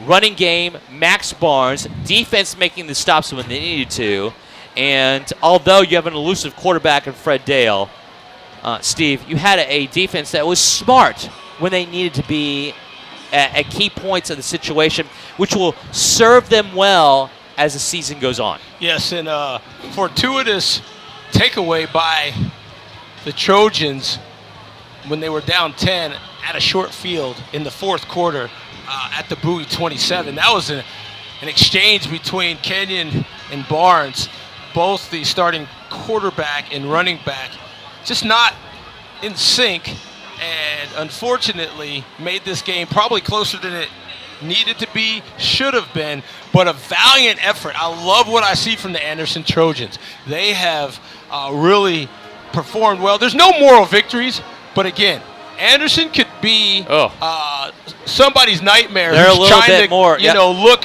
for that 3rd to 4th slot later in the year. They're playing well, and they play well like this at House Park. Was there any level that you felt like Bowie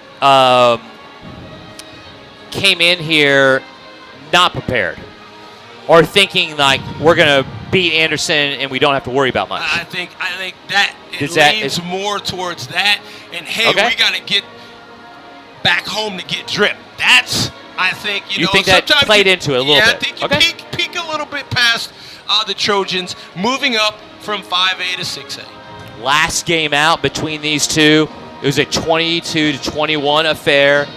Bowie able to eke that one out by 1 point, able to get one here, 3-point edge against Anderson. Trojans have nothing to hang their head about whatsoever, but moving forward now, Bowie with the victory and get their mark up to 4-0 on the season, 2-0 in district play, 2-0 away from Burger Stadium, by the way. Yes. And now we'll have this insanely hyped up matchup at Burger against Dripping Springs. We'll look at that next. On the other side of this, against your final score, the Bowie Bulldogs 27 and the Anderson Trojans 24. This is Bowie Bulldog football. Parent or grandparent who needs health care at home, Robinson Creek Home Health and Hospice can help. Our skilled, compassionate healthcare staff treats patients right where they want to be, in the comfort of their home. Robinson Creek offers personalized programs including cardiac care, wound care, diabetes and medication management, orthopedic care and therapy, as well as hospice care. We're a local, female-owned company committed to doing things right. Visit rchomehealthhospice.com today. At Defender Police Supply, we specialize in public safety. Our automatic license plate recognition cameras and software help solve as well as prevent crimes. We also offer a variety of security cameras, tactical equipment like body armor and ballistic shields, as well as infrared and thermal scopes. Defender Police Supply serves law enforcement, neighborhood associations, businesses, residential properties, and schools. Call me, Jason Bram, at 512-887-2577 or visit us online at defenderpolicesupply.com.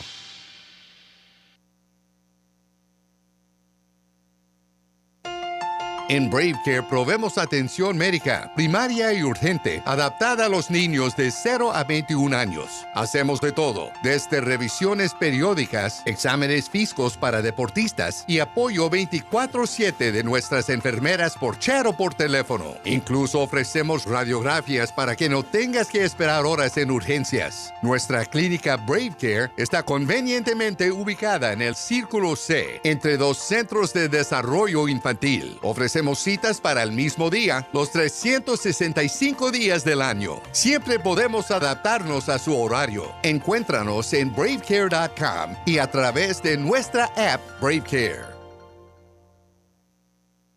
Family Dentistry on Manchac is South Austin's friendliest and most affordable family dental practice. We want your trip to the dentist to be an affordable, efficient, and enjoyable experience. Family Dentistry on Manchac offers single-tooth implants, implant-retained dentures, in-office Zoom whitening, and we are now a Platinum Invisalign provider. As a family-oriented practice, we take pride in catering to the needs of the entire community. For more information, give us a call at 512-428-5859 or visit us online at FamilyDentistryOnManchac.com. The Dina Davis team is South Austin's top real estate team, recognized by the Austin Business Journal and the Platinum Top 50. Dina has asked me to tell you about the 4 free services she provides, even if you're not selling your home. Free home evaluation to protest your taxes. Free rehab consulting. Want to know which upgrade and remodel ideas will pay off in the long run? Contact Dina Davis team. Painting your interior. Call the Dina Davis team for a consultation on the top 25 best-selling neutral colors. Vendor referrals. Our team is happy to share our list of trusted vendors for any project. Please fill out the Contact Us form at daviscompany.com.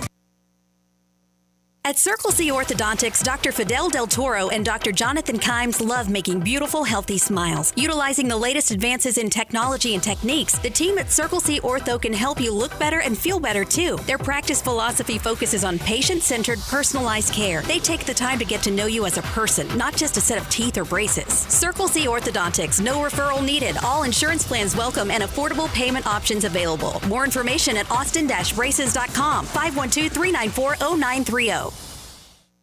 Are you looking for high-quality, compassionate health care for your aging parent or grandparent? Robinson Creek Home Health and Hospice can help. We offer a variety of home health and hospice care services, all administered in the comfort of home. Our skilled, knowledgeable nurses and therapists help your loved ones recover and manage their conditions. And in most cases, our services are 100% covered by Medicare. We're a local, female-owned company committed to doing things right. Visit rchomehealthhospice.com today.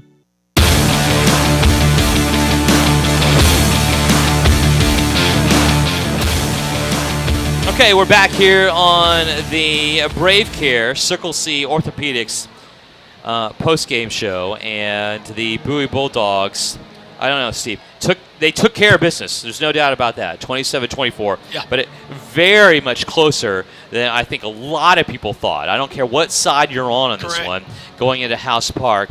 And how do you feel? I think a lot of people are wondering, how should you feel about this Bowie team after that game? You should feel good, because sometimes you just have to survive in advance, and you're not going to blow people out 64-0 every week. Those things are just as uncommon as sometimes a tight 3-point game where you think an opponent that has moved up from 5A should not compete. They had lost to Austin High, who lost 56-0 to Dripping Springs. So what's that mean? Does that mean that Dripping Springs is 30 points better than Bowie right now? No. Okay. But it means that tonight, the two teams that will face off next week got wins. It shows that Anderson is playing better football. They lost a heartbreak last week, and they will probably be someone's nightmare along the way in District 26-6A as people fight for the 3rd and 4th spots to go to the playoffs. Another thing to look at for maybe other teams in the district as well, as far as what Anderson brings to the fold in 6A. I think that's more of a barometer than what it brings to Bowie for the rest of their schedule. Sure. So that's another way to look at it. I like that. What else did you like as far as some bright points on both sides of the football for the Bulldogs? Well, again, I like the fact that you find Carmine Ellie and Nehemiah Smith-Livingston if you're Connor Kenyon, because that means he's spreading the ball around. Okay. 2 rushing touchdowns for the one and only Max Barnes. That means he's on point. If I can get 2 tallies from him any way I can I got a chance. I think that brings momentum to the defense, who I think that front line did extremely well. You know, this was a 3-point game, but you negate a 97-yard kickoff return for a touchdown in a short field of less than 30 yards. This defense for Bowie is playing well. It's played well all season, and even though it's given up 24 points in this contest, 7 of those, unfortunately, have to go to the special teams. It counts all the same, but the defense still doing extremely well, not giving up 20 points per contest at all, and bringing pressure all 4 quarters, D. Bowie did have 2 turnovers in the game, equating to 10 points. So if you want to look at the yield on those, that's what ended up happening. And well thought out. I agree. You know, Barnes with a couple of scores as well. He had 2 rushing scores, and that ended up being a huge difference in the ball game. Cannon did connect with Smith Livingston for a score as well. So what ended up happening, I feel like a large narrative of this game had to do with the fact that the offense for Bowie did not have the ball that much. Anderson did a good job of keeping the ball on their end as long as they could, and the Bowie defense also did a good job of not yielding much out of those circumstances. So that's where you have this 27-24 affair. So now, with that all said, Anderson will move forward 0-2 in district play, and they'll be at Johnson and take on the Jaguars at Shelton Stadium. And Bowie, boy, you talk about one that's been asterisks across the board, or I don't know if you have a highlighter, you probably grab that around May. Dripping Springs and Bowie. I don't bring that up only because of how successful Dripping Springs was at the 5A level going into 6A, and what they have done so far to this point. And you talk about the D1 quarterback in Navasad going on to Baylor. You know what? There's no elephant in the room, because when you bring it out, it doesn't exist anymore. So what my only point to this level is that we will find out more about both of these programs next week. Well, I'll tell you this, and because I know both of them are talking a lot. No doubt. And I can tell you, because I did a game already and saw Dripping Springs. Who were they playing against? San Antonio Wagner. Wagner was 5A. I remember Wagner. Okay. That was this season. That was this season. You mentioned quarterback. You got 2 receivers, 7 and 8, and you have a rusher in the sophomore, 18. Similar to what, and number 18, I should say, running back. You have an offense similar to what you're seeing in Anderson, except a quarterback that doesn't have the escapability that we saw in Fred Dale. So you're going to see 2 receivers like we saw tonight, 18 and 22. You're going to see 7 and 8. A rusher, you have Kennedy and Gephardt. 22 and 18 is what you're talking about. Small. 22 and small. It's small. Gotcha. So you're going to have 2 quality receivers. Okay. For Dripping Springs. Okay. And then you're going to have and you're saying Novasad is not as mobile as and Dale. Elusive. Oh yeah, no, not at all. You saw more of Dale tonight than you saw Novasad when you saw him again in the game that you watched. What do you mean more? No, I saw Dale move extremely well against the Bowie pressure. I don't think Novasad moves anywhere near as well. Let me put it this as way: Dale. you saw Novasad against the defense of Wagner. Yes. And you saw Dale against the defense of Bowie. Dale faced a much stronger defense. I'm saying his escapability. His escapability. I am impressed with Fred Dale throwing on the run. I'm impressed with Fred Dale escaping a lot of pressure. Okay. I don't see the same escapability. You don't know if you see that. No. I do not see the same escapability for the Dripping Springs quarterback. Got Novasad. But you've seen one instance of each one of those. Yes. But Fred Dale was impressive. Yes, that's my point. Tonight. which is even more perplexing. The fact that I searched the whole web, I didn't see any Division I. Hey, would you like to be our quarterback? Kind of instances. Well, here's the thing about that, because I was very fortunate to be recruited Division I. I was very fortunate to be part of a recruiting program or office when Nebraska was at one of its heights in the 90s. I can tell you sometimes miss gems because you go for measurables as opposed to playing ability. You always need the player. Ask Texas. Yes. Happens a lot. I'll give you one guy from this area who I love, who everybody misses, which is Deuce Vaughn. Okay. First team All-American running back, Kansas State. Will give the hometown squad some issues. Looking forward to it. Well, that's going to be for us here tonight. It has been an entertaining one. I know that for a fact. The Bulldogs return home for a matchup that, for most, has been marked on the calendar, I don't know, ever since the schedule was released, when Bowie plays host to the Dripping Springs Tigers. The balance of power in 26-6A will shift one way or the other, depending on the outcome of that matchup. And we'll have that game for you here, right here on Vype Live Network, starting at 7:15, leading up to that 7:30 kickoff here from Burger Stadium. The final score from House Park, though, the Bowie Bulldogs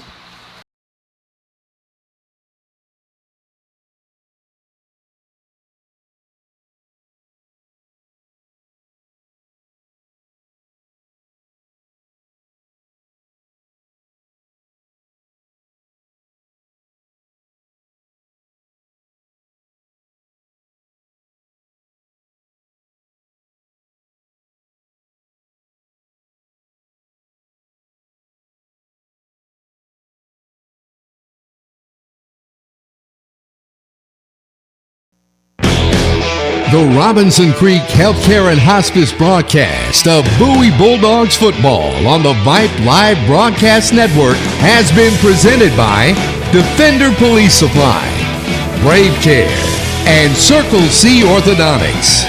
Bowie Bulldogs football on Vype Live has also been brought to you by the Carlson Law Firm, Top Gun Equipment Rentals, Womack Real Estate, Nance Orthodontics, McLean Family Dental, Firehouse Subs, Family Dentistry on Manchac, Dina Davis Team, Jersey Mike's, Specified Water Systems, UBEO, Princeton Review, Mighty Fine, Chick-fil-A, Rudy's Country Store and Barbecue, Waterloo Ice House, Torchy's Tacos, More Than a Teacher, Golden Acres, Pie Bar, and Austin Community College. Bowie Bulldogs football has been a presentation of the Vype Live Broadcast Network.